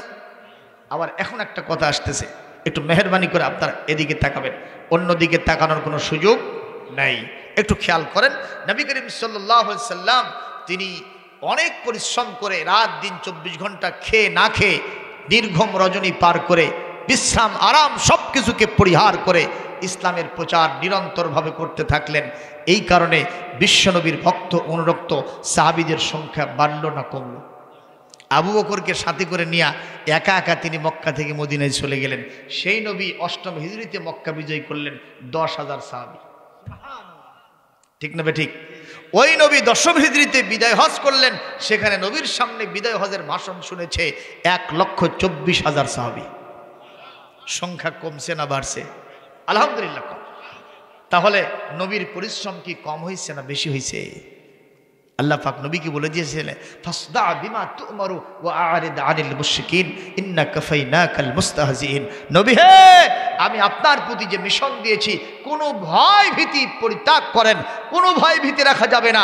নিরন্তরভাবে প্রকাশ্যে আপনি দিনের কাজ করতে থাকুন। যদি কোনো শয়তান এসে আপনার রাস্তা অবরোধ করে, আমি সেই অবরোধ তোলার জন্য নিজেই যথেষ্ট। এরকম অভয় পাইলে নবীর আর কোনো চিন্তা আছে? যেরকম আছে, এই অভয়টা এখনো ইমানদারদের পক্ষে রেখেছেন কে? আলহামদুলিল্লাহ, জোরে কর। তো এক একজন সাহাবী হুজুর যাদেরকে তৈরি করলেন, এরা হলো লোহার কলই, লোহার কালাই কালাই। এই যে ডাল খান না, ডাল, এই ডাল যদি মুখের ভেতর দেন কি হয়ে যায়? আউলে যায়। পেটের মধ্যে গেলে হজম হয়ে যায়, পায়খানা আকারে বের হয়ে যায়। ঠিক না ঠিক? পেটের কোনো অসুবিধা হয়? মুখের দাঁত মুখ ভেঙে যায়? গলার ভেতরে কি কোনো সমস্যা হয়? হয় না। সাহাবীদেরকে এমন কালাই বানাইলেন, ওই কালাই যদি কেউ খাইতে চাইছে, বাবা ওর দাঁত ভেঙে গেছে। মারহাবা বলবেন না? গলা দিয়ে যদি গিলতে চাইছে, গলা কেকড়ে গেছে। যদি হজম করতে চাইছে, হজম হয় নাই, নাড়ি ভুরি নিয়ে পেছনের রাস্তা দিয়ে বের হয়ে গেছে। আল্লাহু আকবার কর। এত কঠিন সাহাবীদের জীবনী। আজকেই এশার নামাজের তেলাওয়াত করলাম, একটু পড়লে আল্লাহু আকবার দিতে পারবেন? মুহাম্মাদুর রাসূলুল্লাহ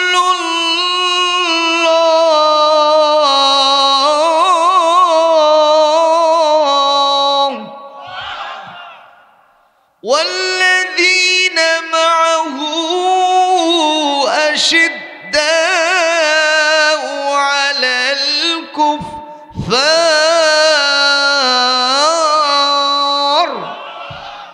আরো জোরে কোন, আরো জোরে কোন। রুহামাউ বাইনাহুম। আল্লাহ পাক বলছেন, আমার রাসূল এবং তার সাথে যারা ছিলেন তারা হলেন কি? আশিদ্দাউ আলাল কুফফার। কুফফারদের প্রতি তারা কঠিন হৃদয়, তারা অনেক বেশি কঠোর, তারা সবচাইতে বেশি দৃঢ়তার অধিকারী, আর একে অপরের প্রতি অত্যন্ত রহমদিল। সুবহানাল্লাহ। কোনো মুসলমান বিপদে থাকলে ওখানে রেখে চলে যাবে, পালায়ের কোনো সুযোগ নাই, যে তাকে জীবন দিয়ে হলে রক্ষা করার চেষ্টা করেছে। সুবহানাল্লাহ। রুহামাউ বাইনাহুম, একে অপরের প্রতি রহমদিল। সাহাবীদের ভিতরে একজন সাহাবী ছিলেন রাসূলের খুব ভক্ত। একদিন এসে বলছেন, ইয়া রাসূলুল্লাহ, ইয়া হাবিবাল্লাহ, আমি এবং আমার বিবি দুইজনে মিলে সরা পরামর্শ করছি, কেরে নবীকে খালি ভালোবাসা দিলেই হবে নাকি একটু খাওয়া দাওয়া করার লাগবে? আমি আপনাকে যদি খুব ভালোবাসি আর চা স্টলে বসে খালি প্রত্যেক দিন আপনি বিল দেন, আমি যদি না দেই, এটা কি ভালোবাসার লক্ষণ? কথা কয় না। একটু মাঝে মধ্যে দাওয়াত জিয়াফত দিয়ে খাওয়ানোর দরকার আছে না নাই? তো জাবের রাদিয়াল্লাহু তাআলা আনহু যে বলছেন, ইয়া রাসূলুল্লাহ, ইয়া হাবিবাল্লাহ সাল্লাল্লাহু আলাইহি ওয়াসাল্লাম, আমি তো আমার বিবির সাথে পরামর্শ করেছি, আপনাকে একটু দাওয়াত দেব আমার বাসায়। হুজুর, একটু কি আমার বাসায় দাওয়াত নেওয়া যাবে? কথা কি শুনতেছেন? বুঝতেছেন? রাসূলকে কি দিলেন? দাওয়াত দিলেন। কিসের দাওয়াত? খাওয়ার দাওয়াত। একটু জোরে মারহাবা দেন। খাওয়া আছে যেখানে, মহব্বত আছে সেখানে। ঠিক না ঠিক? আল্লাহর নবী বললেন, এটা আমার সুন্নত, ওয়ায়ুজিবুহু ইজা দাআহু, যদি কেউ কাউকে দাওয়াত দেয়, এই দাওয়াতের শামিল হওয়া, এটা আমি নবীর সুন্নত। সুবহানাল্লাহ। এটা একজন মুসলমান আর একজন মুসলমানের জন্য হক, অধিকার, এটা করতেই হবে। হুজুর বললেন, আমি এমন এক নীতিতে বিশ্বাস করি, যদি কেউ আমাকে এক ঢোক পানি পান করার জন্য দাওয়াত দেয়, এক গ্লাস দুধ পান করার জন্য দাওয়াত দেয়, আমি সেই দাওয়াতটাও গ্রহণ করে থাকি। আর আমরা এমন কিছু হুজুর আছি কয় যে বেনামাজির বাড়িতে আমি খাই না। এরকম কিছু তাকওয়ামান হুজুর আছে না নাই? কর, এটা কিন্তু নবীজির নীতি নয়। আল্লাহ নবী সাল্লাল্লাহু আলাইহি সাল্লাম তিনি বেনামাজি হোক নামাজি হোক, ইহুদি হোক খ্রিস্টান হোক, তিনি ব্রড মাইন্ডে তার বাড়িতে যাইতেন, কারণ রাসূলুল্লাহ সেখানে গিয়ে তার আদর্শ প্রদর্শন করবেন। সুবহানাল্লাহ। কোন তারা ভাবতো যে কি মানুষ, বিশ্ব নবী, আমার মতো একটা ইহুদি, আমার মতো একটা খ্রিস্টান, আমার মতো একটা মুশরিক, যেটা রাসূলের ওই পায়ের ধুলার মূল্যও নাই, তার দাওয়াতে সেই নবী আমার কাছে শামিল হয়েছে, আমার বাড়িতে এসেছে, এনার চাইতে ভালো মানুষ আর নাই। একটু জোরে কর না কেন, আরো জোরে কর। আমি কিছুই না, আমি Abdul Salam, nothing but zero, আমি কিছুই না। আমার এলাকা থেকে যেখান থেকে দাওয়াত আসে, আমার বিবি তাতে আমাকে গালে মানে সমালোচনা করে। আমার বাবু কয় যে তুমি এলাকায় এত সভা কিসব দাও, কথা বোঝেন নে বোঝায়। এই যে বাস বেড়ে নিলাম, শুক্রবারে আবার আটাইল বাস স্ট্যান্ডে আছে, আলহামদুলিল্লাহ। কন আমাদের নিজের গ্রামে পাড়াতি আছে, ইউনিয়নের ভিতরে প্রত্যেকটা গ্রামে গ্রামে সভা, আলহামদুলিল্লাহ। বলে আমাকে দাওয়াত দেয়, আমি নেই। আপনারা হয়তো চিন্তা করবেন যে টাকা পান তাই নেন। এই দাওয়াতটা আমার অন্য জায়গা থেকে তো আসে, কথা বলেন না কেন? নভেম্বর, ডিসেম্বর, এই জানুয়ারি, ফেব্রুয়ারি, এগুলো তো আমাদের ডায়েরি ফাঁকা থাকে না, কিন্তু এক জায়গায় যখন কথা দেই তখন আর অন্য জায়গায় কথা দেওয়ার সুযোগ থাকে না, কথা বলেন না কেন ভাইজান? সুতরাং এই বিষয়গুলি আমি কেন করি? রাসূলের সুন্নাহ অনুযায়ী করি। যাক, লোক আমাকে সম্মান দেওয়ার জন্য তো ডাকতেছে, আমি একটু সাড়া দেই।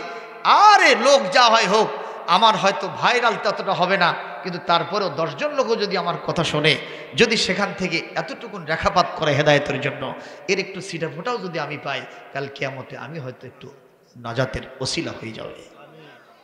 তাতে কি আপনারা মন খারাপ করেন? ভাইরা মন খারাপ করেন যে এই হুজুর তো সব জায়গায় আসে, এক দিয়ে কি হবি রে, এক খেদা। এটা করবেন, করলে করেন, তাতে আমার আসা যায়। আমি কাউকে বলেও না যে একরাম সাহেব ফোন দিয়েছে, আমি প্রথম নম্বরই তার কথায় সায় দিয়েছি। আমি লোকটাকে এর আগে এসে দেখছি, অত্যন্ত ভালো মানুষ, তার কথার ভিতরে একটা মাধুর্যতা আছে, একটা নরমিয়ত আছে, আলহামদুলিল্লাহ। আর কিছু কিছু আছে বাবা, মনে হয় যে পুলিশ দারোগা, ফোন দেখেছ, হুজুর আপনি সালাম। হুজুর বাবারে না আসতে করে, তুমি কে? বলছে আমি অমুক বলছি। ভালো কথা, কি হয়েছে? সবার ডেট পাওয়া যাবি, এইরকম টন দিয়ে কথাবার্তা কয়, কথার ভিতরে একটা মাধুর্যতা আছে না? জোরে বলেন আছে না নাই? লিনুল কালাম, এটা যদি আপনি বলেন, আল্লাহ পাক মুসাকে আর ফেরাউনকে বলছেন যে তোমরা দুইজন যাও, ইযহাবা ইলা ফিরআউনা, ফিরআউনের কাছে তোমরা দুইজন যাও, ফাকুলা লাহু কাওলাল লাইয়িনা, তাকে নরম নরম কথা কও, আরাম আরাম আস্তে আস্তে কথা কও, বিনম্র সুরে কথা কও। লাআল্লাহু ইয়াতাযাক্কারু আও ইয়াযাক্কা, লাআল্লাহু ইয়াতাযাক্কা আও ইয়াযাক্কার। আল্লাহ পাক বলছেন হয়তো তোমাদের কথা শুনে সে তার ভেতরটা পরিবর্তন করে ফেলবে, সে তোমাদের কথাগুলি গ্রহণ করে ফেলবে। সুবহানাল্লাহ। এই জন্য খালি গাল দিয়ে কাম হবে না, নরম কথাও বলতে হবে, নরমও বলতে হবে, গরমও করতে হবে, ঠিক না বে ঠিক? আমার নবী বললেন, জাবের তোমার দাওয়াত গ্রহণ করলাম, অমুক দিন আমি তোমার বাড়িতে যাব। যেই না রাসূল বলেছেন তোমার দাওয়াত গ্রহণ করলাম, বলাও সারা, জাবেরের ভেতরটা আনন্দিত হওয়াও সারা। মানুষের ভেতরে যদি আনন্দ হয়, চেহারা দিয়ে তার ভাব দেখা যায়। হযরত জাবের বাড়িতে গেলেন, যাওয়ার পরে বিবিকে বললেন, বিবি রাসূলুল্লাহ দাওয়াত গ্রহণ করেছেন। বিবিও খুশিতে বাগবাগ, পৃথিবীর শ্রেষ্ঠ মেহমান আমার নবীর চাইতে আর কেউ আছে? একটু জোরে কর। জাবেরের বাড়িতে নবীজি আসবেন জন্য সাজ সাজ রব, ঘোষা মাজা ধোয়া পাগলা চলতেছে, সব জায়গায় আনন্দ, সাজ সাজ রব, সব কিছুতে একটা আলাদা আধুনিকায়ন আনার জন্য ডেকোরেশন আনার জন্য চেষ্টা চালায়। যেই দিন আমার নবীজি আসবেন এই দিন হযরতে জাবের রাদিয়াল্লাহু তাআলা আনহু বিবির কানে কানে বলেন, রাসূলুল্লাহর জন্য আমরা কি খাবার বানাবো? বলে, আমরা অনেক দিন ধরে একটা খাসি বকরি আমাদের বাড়িতে লালন পালন করি, এই খাসিটা জবাই দিয়া বিশ্ব নবীকে আমরা আপ্যায়ন করাবো, আদর যত্ন করব, মেহমানদারি করব। স্বামী স্ত্রী একতাবদ্ধ হয়ে গেলেন, একমত এক পথে চলে আসলেন। যেই দিন আমার নবী নির্ধারিত সময় আসবেন, বলেন তো আগের থেকেই খাবার পাক করার দরকার আছে না নাই? একটু জোরে কোন আছে না নাই? এইবার এই হযরত জাবের রাদিয়াল্লাহু তাআলা আনহু নির্ধারিত দিনে তার বড় ছেলেকে বললেন, বাবা খাসিটা নিয়ে আসো। খাসিটা নিয়ে আসা হলো। বাড়ির পিছন সাইডে খাসিটাকে আস্তে করে শোয়া দিয়া কেবলামুখী করে বিসমিল্লাহে আল্লাহু আকবার বলে আল্লাহর নবীর মেহমানদারির জন্য খাসিটাকে জবাই দেওয়া হলো। চামড়া ছড়াইয়া গোশতগুলি কেটে কুটে নিয়ে রান্না বান্না শুরু হয়ে গেল। বিবি রান্না করতেছেন। ইন দ্য মেন টাইম, আহারে মুসলমান ভাইরা, হযরতে জাবের রাদিয়াল্লাহু তাআলা আনহু তিনি বাড়ির বাইরে চলে গেছেন। বিশ্ব নবীর আগমন, শুভেচ্ছা স্বাগতম, নবীজিকে খায়রা মাকদাম আহলান সাহলান ওয়েলকাম করানোর জন্য তিনি আস্তে করে রাস্তায় দাঁড়িয়ে থাকলেন। জোরে কোন সুবহানাল্লাহ। মেহমান আসার আগে আমরা এরকম ঘাটাবাড়ি পাক পারি না? জাবের এই চিন্তাটাই করলেন, এটা করলে মেহমান কি খুশি হয় না বেজার হয়? একটু গাড়ির থেকে নামলো, সেখান থেকে ধরে নিয়ে আসেন বাড়ির ভিতরে, দেখবেন কতটা খুশি হবে। বাশাশাতুল ওয়াজহ হাদিস শরীফ এসেছে, যখন মেহমান আসবে আপনি চেহারাটা হাস্যোজ্জ্বল নিয়ে তাকে বরণ করে নেবেন, আল্লাহ পাকের আরশে আজিম খুশি হয়ে যাবে। আরো জোরে বলে আলহামদুলিল্লাহ। কম এটা রাসূলের নেচার ছিল। যাই হোক, জাবের রাদিয়াল্লাহু তাআলা আমার রসুলকে বরণ করতেছেন, উঠেই বলতেছে, আমার ছোট্ট আদরের খাসি বকরিটা কই? ছোট্ট আদরের খাসি বকরিটা কই? বাপ তো নাই, বাপ গেছে বাইরে। কথা বলেন না কেন? কোথায় গেছে বাপ? বাইরে গেছে রসুলকে বরণ করার জন্য। এই মুহূর্তে বড় ভাই বলতেছে, ছোট ভাইয়া, এটা আমাদের বাড়িতে পৃথিবীর শ্রেষ্ঠ মেহমান আসতেছে, বিশ্বনবী রাহমাতাল লিল আলামিন, সৈয়দুল মুরসালিন, খাতামুন নবিয়্যিন হযরত মুহাম্মদ সাল্লাল্লাহু আলাইহি সাল্লামকে আদর আপ্যায়ন করানোর জন্য আমার বাবা আর আমি দুইজনে মিলে জবাই করেছি। তো বলছে, দেখি কোথায় জবাই করছেন ভাইয়া, কোথায় জবাই করছেন আমাকে একটু দেখাতে হবে। কোথায় জবাই করেছেন সেই জায়গা দেখাতে হবে, অথবা খাসিটাকে দেখাতে হবে। খাসি কি আর আছে নাকি? খাসি শেষ। খাসি এখন পাতিলের ভিতরে লাফালাফি করতেছে। এই মুহূর্তে হযরত জাবের রাদিয়াল্লাহু তাআলা আনহু বাড়ির বাইরে আছেন।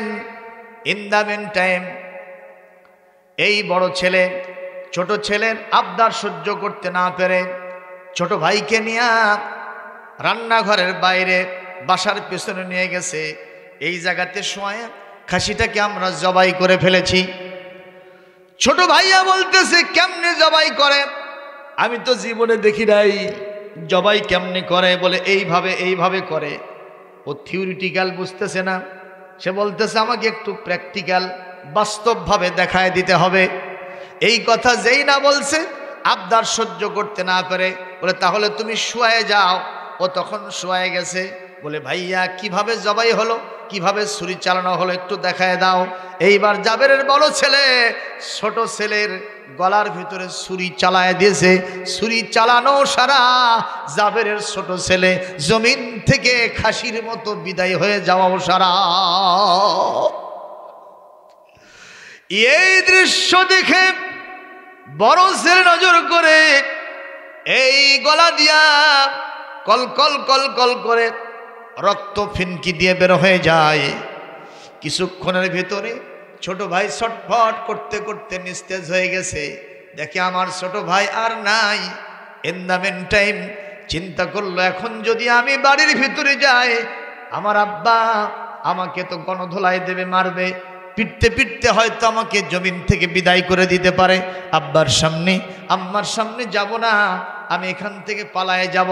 ওখান থেকে এক দৌড় বেড়ে পাশের একটা খেজুর গাছের উপরে উঠে চুপ করে বসে আছে, দেখি বাড়িতে কি হয়, আমার আব্বা কি অ্যাকশন নেয়, এটা না দেখা পর্যন্ত আমি বাড়িতে যাব না। আল্লাহর নবী আসতে বিলম্ব হয়। In the meantime Jabir রাদিয়াল্লাহু তাআলা আনহু আবার বাসার ভিতরে তিনি ঢুকে পড়েছেন। এসে দেখতেছেন ছোট ছেলে আর বড় ছেলে দুইজন, একজনও নাই। স্ত্রীকে বলেন, রাসূলুল্লাহ আসতে কেন যেন বিলম্ব হচ্ছে, আমার প্রাণের বিবিরে দুইটা সন্তানের কাউকে কেন দেখি না। বলে ওরা তো ওইদিকে মনে হয় একটু খেলাধুলো করার জন্য গেছে।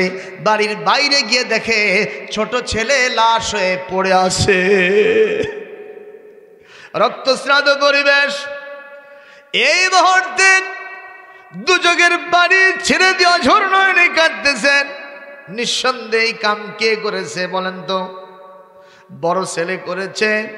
উনি চিন্তা করলেন কিছুক্ষণের ভিতরে বিশ্বনবী আসবে, আমি যদি এই মুহূর্তের মাকে সংবাদ দেই, আমরা দুইজনে যদি সন্তানকে নিয়ে কান্নাকাটি শুরু করি, বিশ্বের সর্বশ্রেষ্ঠ মেহমান আমাদের বাড়িতে আসবেন, তার মহব্বত ভালোবাসা আনুগত্য নিব, আর উল্টো হয়ে যাবে, তিনি কিংকর্তব্য বিমূঢ় হয়ে এখান থেকে বেজার হয়ে চলে যেতে পারেন। আমরা আমাদের সন্তানের কথা ভুলে যাব, সন্তানের বিরহ জ্বালা কলিজা থেকে মুছে ফেলব, আমরা বিশ্ব নবীর ভালোবাসায় আমাদের কলিজাটা ভরায় ফেলব। বিবিকে গিয়ে বললেন, বিবি সর্বনাশ হয়ে গেছে। কি হয়েছে প্রাণের স্বামী? বলে আমাদের কলিজার টুকরা ছোট সন্তানকে সম্ভবত আমাদের বড় ছেলে এইভাবে জবাই করছে। আমি বুঝতে পেরেছি কিভাবে জবাই করেছি খাসিটা, এটা দেখার জন্য সম্ভবত ছোট ছেলে বড়টার কাছে আবদার দিয়েছে, বড় ছেলে তাকে প্র্যাকটিক্যাল দেখাতে গিয়েই কাম করে ফেলেছে। বলে প্রাণের স্বামী কলিজার ধন চলে গেছে, এই ব্যথা কেমনে সহ্য করি আমি, কিভাবে মেনে নেই আমি তো সহ্য করতে পারছি না। স্বামী বলতেছে, প্রাণের স্ত্রী রে, তুমি একটু চিন্তা করে দেখো, বিশ্বের শ্রেষ্ঠ মেহমান আমাদের বাড়িতে আসতেছে, সন্তানের ব্যথায় ব্যথাতুর হয়ে আমরা যদি কান্নাকাটি শোক প্রকাশ করতে থাকি, নবীজি তো এখান থেকে অন্য একটা পরিবেশে বিদায় হয়ে চলে যাবেন, আমাদের ভালোবাসার চাইতে ঘৃণা বেড়ে যাবে, সওয়াবের চাইতে পাপ কাজ হবে, আল্লাহর কাছে আমরা মহব্বতের বান্দা হতে পারবো না। সুতরাং দেখো তো একটু আল্লাহর জন্য সবর করা যায় কিনা, বিশ্বনবী বিদায় হওয়া পর্যন্ত একটু চাপা দিয়ে থাকি আমরা আমাদের এই শোক এবং ব্যথা বেদনাকে কলিজা থেকে একটু মুছে দেওয়ার চেষ্টা করি। স্ত্রী সঙ্গে সঙ্গে দু চোখের পানি মুছে বলতেছে, প্রাণের স্বামী বিশ্বনবীর ভালোবাসা কলিজায় জায়গা দিলাম, সন্তানের ভালোবাসা কলিজা থেকে মুছে ফেললাম। চিৎকার দিয়ে বলেন মারহাবা, লিল্লাহে তাকবীর। এর নাম নবীর ভালোবাসা।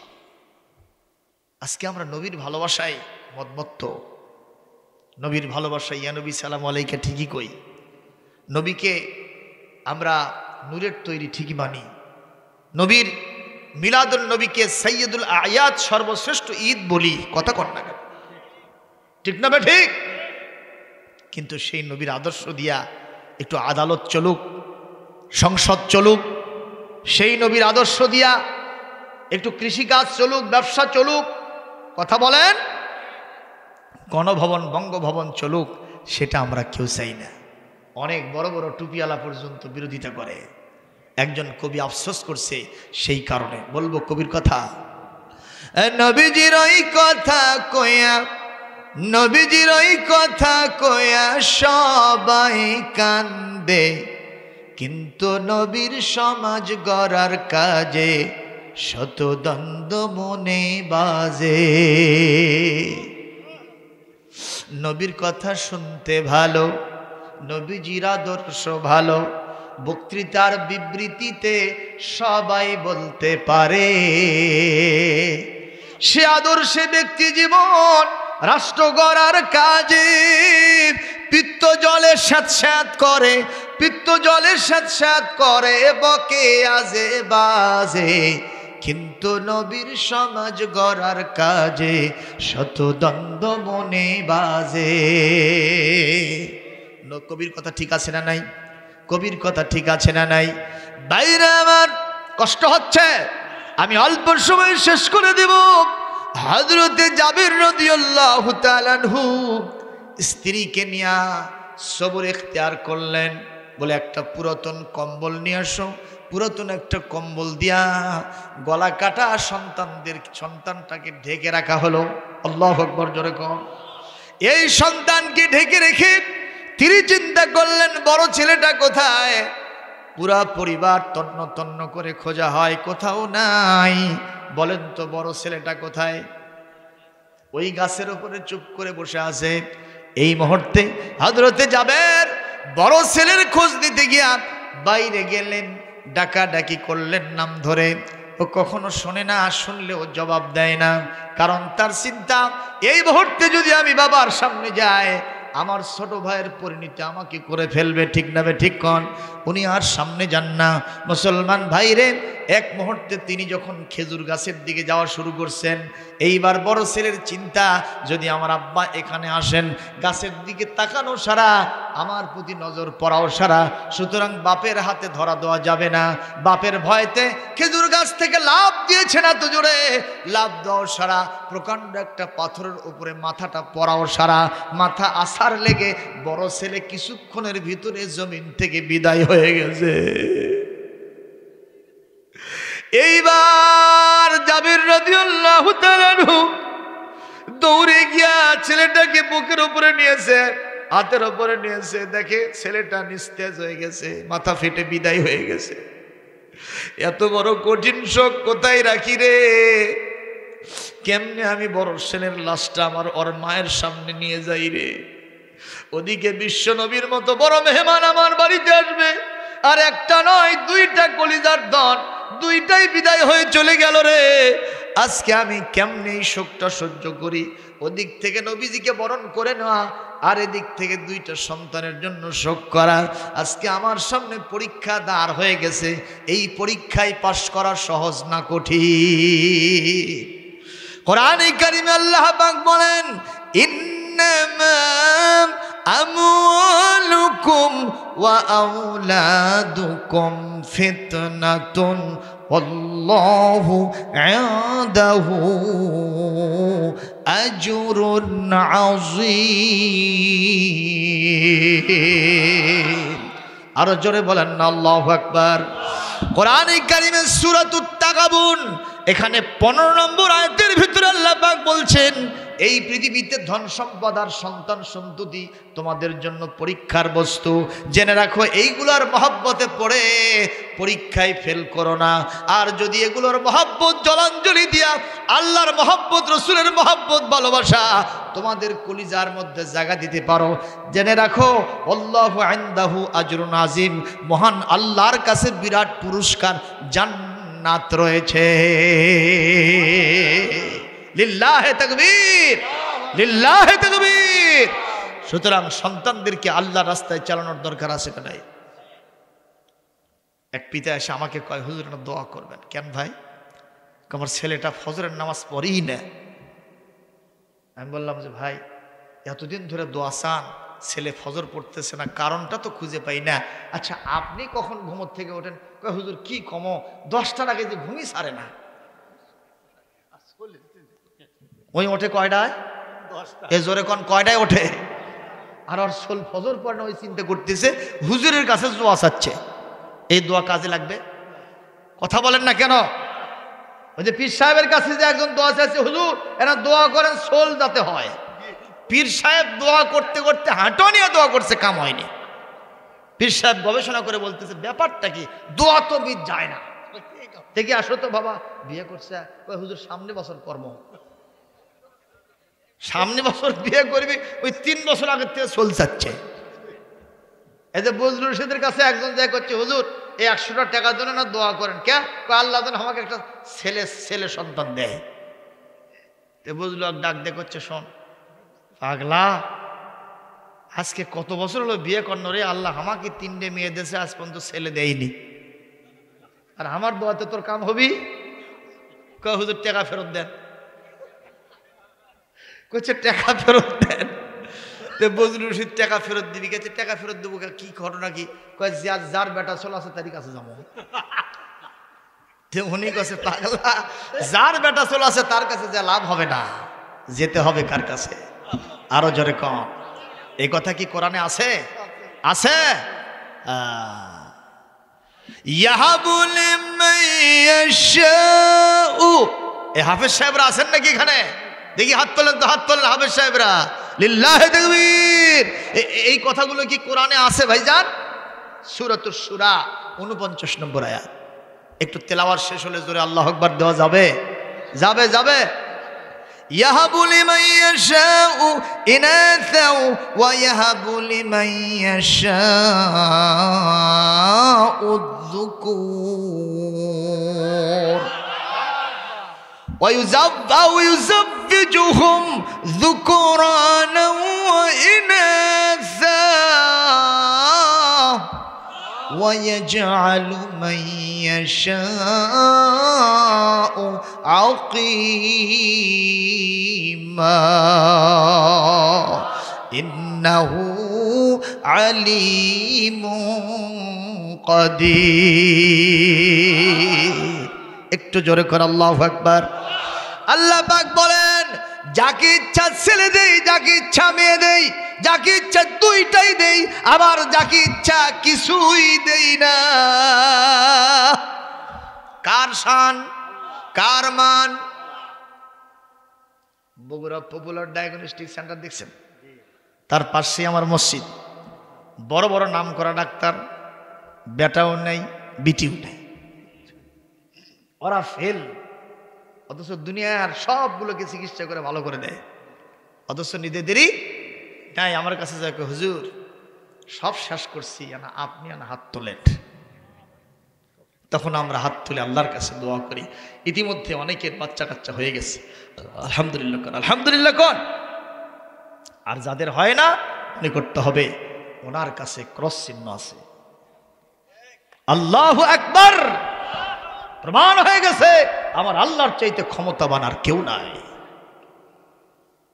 খাজা বাবার কাছে গিয়ে লাভ হবে না, মহাস্থান গিয়ে লাভ হবে না, লাভ হবে কার কাছে গিয়া?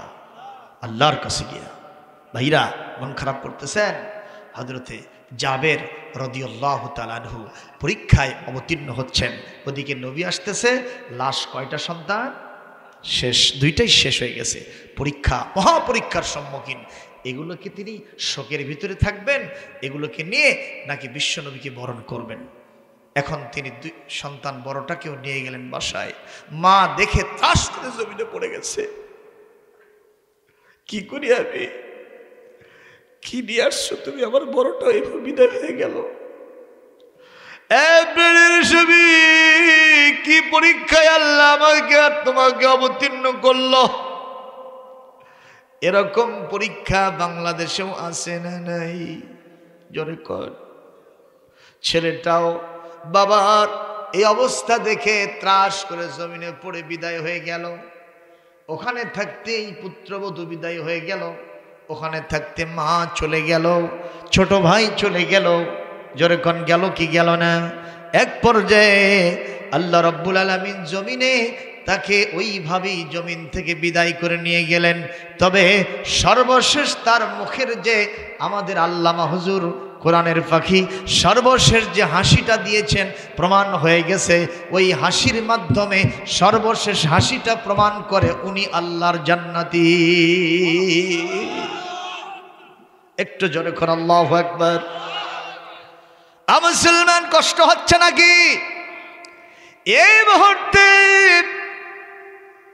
মাকে কি আর সান্ত্বনা দিবে বাবা?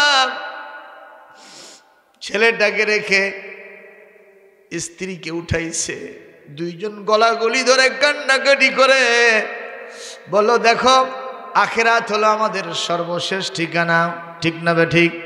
সেই আখিরাতে আমরা ভালো থাকি বিশ্ব নবীর মহব্বত, ভালোবাসা, আল্লাহ পাকের আনুগত্য, নবীর আনুগত্যের মাধ্যমে। আজকে পরীক্ষায় পাশ করতে হবে, এই সন্তানদের মহব্বত, ভালোবাসা একটু আউট করে দিয়া এই মুহূর্তে বিশ্ব নবীকে বরণ করতে হবে। সন্তান দুইটাকেই আস্তে করে কম্বল দিয়ে ঢেকে রেখে স্বামী স্ত্রী আবার হাসি আনন্দের ভিতরে মেতে উঠলেন। রান্না বান্না, ঘর গোছানো, নবীজি আসবেন, নবীজিকে আমরা হাসি মুখে বিদায় দিয়ে তারপরে যত শখ করা দরকার আমরা তখন করতে থাকবো। জোরে কন্যা মারহাবা। এইবার সন্তান দুইটাকে এইভাবে কম্বল দিয়ে ঢেকে রেখে জাবের রাদিয়াল্লাহু তাআলা আনহু বিশ্ব নবীকে খায়রা মাকদাম করার জন্য বাসার বাইরে চলে গেছেন।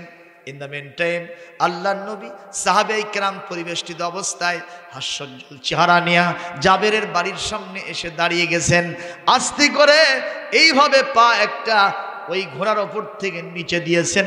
হযরত জিবরাইল আলাইহিস সালাম শাহ করে এসে সালাম দিয়ে বলেন, আসসালামু আলাইকা ইয়া রাসূলুল্লাহ, আসসালামু আলাইকা ইয়া হাবিবাল্লাহ, ইন্নাল্লাহা ইয়াকরাউকা সালাম। আল্লাহ পাক আপনাকে সালাম বলেছেন। কি খবর সেটাই বলো।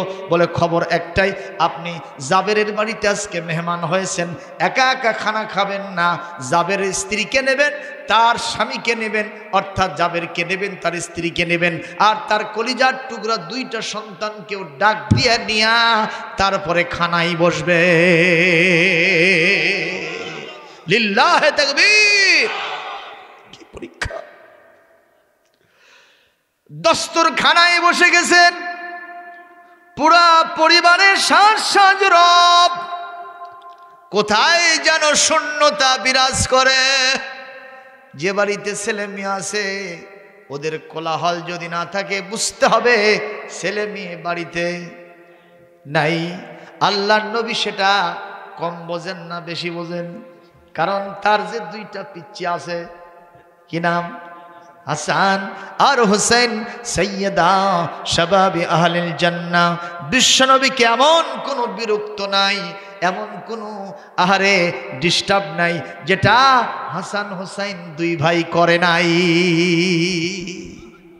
এই যে আয়াত পড়ছি সূরা তাগাবুনের, আল্লাহর নবী তাদের সামনে এই দুই আয়াতটি পাঠ করছেন। সুবহানাল্লাহ। একদিন মসজিদে খুতবা দিচ্ছেন, দুই ভাই মসজিদের ভেতরে দৌড়ে আসতেছে। ছোট ছোট মানুষ তো, পায়ে জামার একটা ঢুকছে আর একটা বার হয়ে আসে, জামার হাত একটা ঢুকছে আর একটা মাটিতে ছিঁচড়ে আসতেছে। সাহাবায়ে কেরাম তন্ময় হয়ে নবীর আলোচনায় রত হয়ে আছেন, বিবাহিত হয়ে আছেন, নবীর আলোচনা শুনতেছেন। আল্লাহর নবী সাল্লাল্লাহু আলাইহি ওয়াসাল্লাম খুতবা স্টপ করে দিয়া দুই ভাইকে দৌড়ে গিয়া একেবারে বুকের উপরে নিয়ে একজনকে ডানে আর একজনকে বামে নিয়ে আবার খুতবা দেওয়া শুরু করলেন। আল্লাহর নবী বললেন, বাবা আমার সাহাবীরা, আমি খুতবা দিতে গিয়ে একটু ব্যত্যয় ঘটাইলাম, তোমরা হয়তো একটু গোস্তাখি নিয়েছো।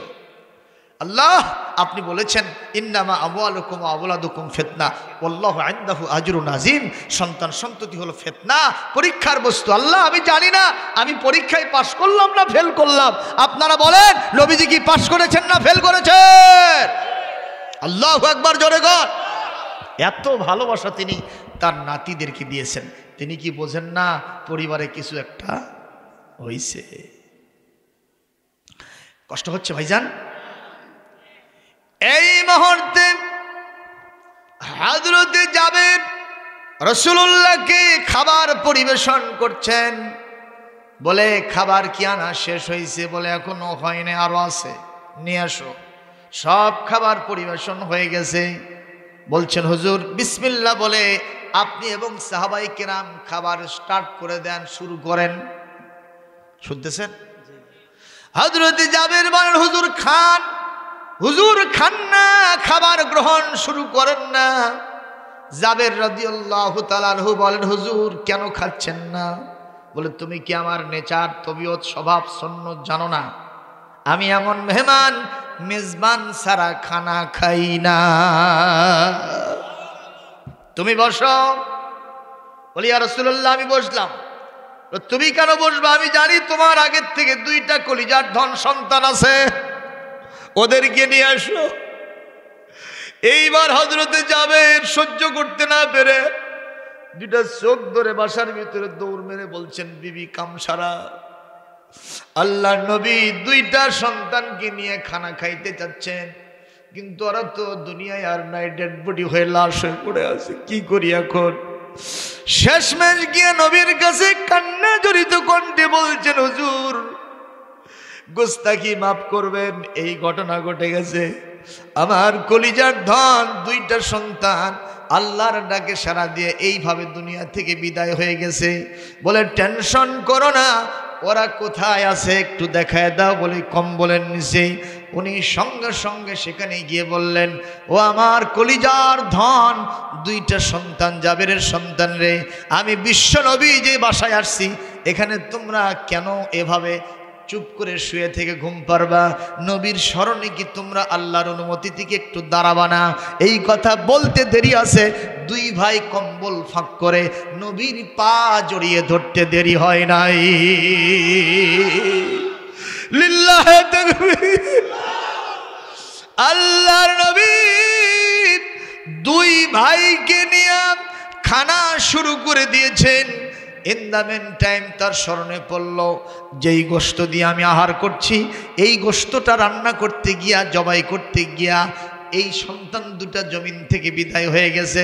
সুতরাং এই শূন্যতাও আমি কখনো রাখবো না। এ ছাগলের, আমার জাবের, বলো তো ছাগলের ওই সমস্ত হাড় হাড্ডিগুলো কোথায়? বলে এই জায়গায়। বলে এই হাড় হাড্ডিগুলো সব এক জায়গায় করো। সব আজমগুলি, হাড় হাড্ডিগুলি এক জায়গায় করা হলো। আমার নবীজি বললেন, কুম বিইذনিল্লাহ, এ ছাগল তুমি আল্লাহর অনুমতিতে আবার জিন্দা হয়ে যাও। হযরতে জাবের রিপোর্ট করেন, ইতিহাস লিখছে, নবীজি এই কথা বলতে দেরি আছে, ওই ছাগল আবার আগের মতো খাসি হতে দেরি নাই। লিল্লাহি তাকবীর, লিল্লাহি তাকবীর। লাকাদ আরসালনা রাসূলানা বিল বাইনাতি ওয়া আনজালনা মাআহুমুল কিতাবা ওয়াল মিজানা লিয়াকুমান নাসু বিল কিসত ওয়া আনজালনাল হাদিদা ফীহি بأس شديد ومنافع للناس।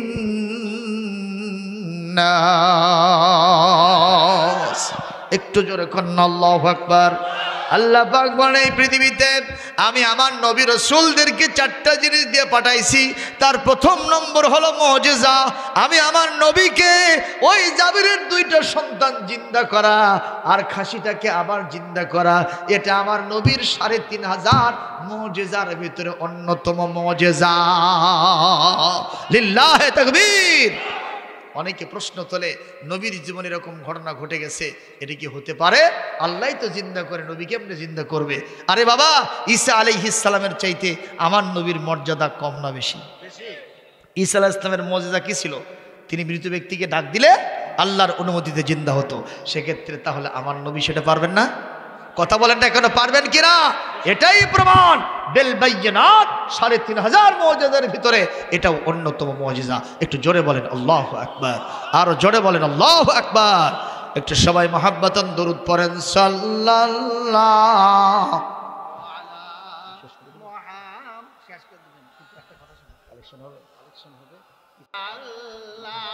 হযরতে ওমর ছিলেন বীর পালোয়ান। নবীজির শের কাটতে গিয়ে হইলেন মুসলমান। সাল্লাল্লাহু মুহাম্মদ সাল্লাল্লাহু আলাইহি সাল্লাল্লাহু আলা মুহাম্মদ সাল্লাল্লাহু। সুপ্রিয় উপস্থিতি, আপনাদের মনে আছে তিনটা কথা। যে লোকের ধন সম্পদ নাই, মুসাকে বলল আল্লাহকে বলবেন কেমনে বাড়বে, ঠিক না ঠিক? আর যার ধন সম্পদ আছে কেমনে কমবে। আর ল্যাংড়া লুলা মানুষ, আপাদ মস্তক প্রতিবন্ধী মানুষটা বলল যে আমি দুনিয়ায় কেন আসছি, আমাকে দিয়ে তো কিচ্ছু হয় না, সবাই আমাকে দিয়ে খেলে নাক ছিটকাই আর থুতু ফালাই, কথা কন, পরিবারের কেউ দেখতে পারে না, কেন বানালো আল্লাহ?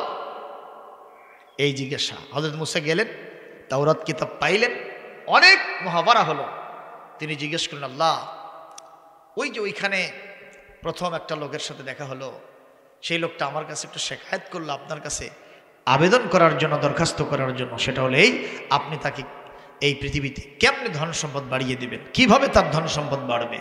আল্লাহ বললেন কিছুই করা লাগবে না, লোকটাকে গিয়ে বলো ও যেন আমি আল্লাহর যা পাইছে সেটা নিয়ে শুকরিয়া আদায় করে। একটু জোরে বলেন, কি করে? কি করে? শুকরিয়া আদায় করে। তার মানে যা আছে সেখান থেকেই কিছুই নাই, 2 টাকা আছে ওখান থেকে 1 টাকা দান করে দেয়। শুকরিয়া খালি আলহামদুলিল্লাহ করলে হবে না, কথা কয় না। 1 থাল ভাত আছে, কারণ আপনি আলহামদুলিল্লাহ কয়ে খাইয়া দোস্তের মতো পেট ফুল করছেন, আর একজনকে ওটি পেট নিয়ে খালি এরকম সিরা পড়তেছে, কতক্ষণ গড়াগড়ি করতেছে, আর খাওয়া দাওয়া নাই, তাহলে আপনার শুকরিয়ার ভাষা কি ওখানে? এখান থেকে অর্ধেক তাকে ভাগ করে দেওয়া, এটা হলো শুকরিয়া। কথা বলেন না কেন? আমাদের যার যা আছে কার জন্য দিব? এখান থেকে আল্লাহর কাছে দিয়ে দেব। আল্লাহ পাক বললেন আমাকে দেওয়াও সারা, বরকত হওয়াও সারা। একটু জোরে বলেন না কেন? ও আল্লাহ, যেই লোকটার বেশি সম্পদ, এই লোকটার সম্পদ না কমলে সে আপনার স্মরণ করতে পারে না, জিকির করতে পারে না, ইবাদত করতে পারে না। এটা কেমনে হবে? বলে ওকে গিয়ে বলবা ও যেন নাশুকরি করে। কথা কয় না? খাওয়া দাওয়া শেষে একটা ঢেকুস পারে, কয় গোস্ত রুটি আলহামদুলিল্লাহ নাই, আর আমার রাস্তায় যেন দান দক্ষিণা বন্ধ করে দেয়। দেখব অল্প সময়ের ভিতরে আমি ওকে একেবারে হাড়ি সান্ডাল বানায় ফেলবো, বেন্না বানায় ফেলবো, খই ভাজা খাওয়ার খোলাও থাকবে না। একটু জোরে কন, জোরে কন। আল্লাহ ওই ল্যাংড়া লুলা বাদমস্তক মানুষটাকে কেন বানাইছেন? আল্লাহ বললেন ওকে দিয়ে আমি জাহান্নামের একটা ফুটা বন্ধ করব।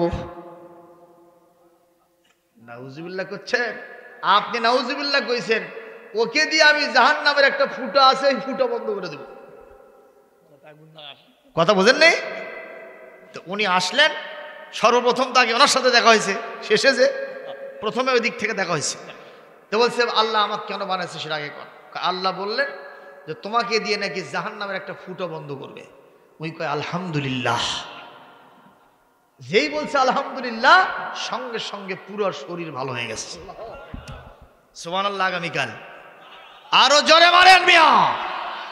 এতক্ষণের আলোচনায় যেটা বুঝলাম, আল্লাহর জন্য শুকরিয়া আদায় করলে বাড়িয়ে দেন কে? লা ইন শাকারতুম লাযীদান্নাকুম ওয়া লা ইন কাফারতুম ইন্না আযাবি লাশাদীদ। একটু জোরে কর আল্লাহু আকবার।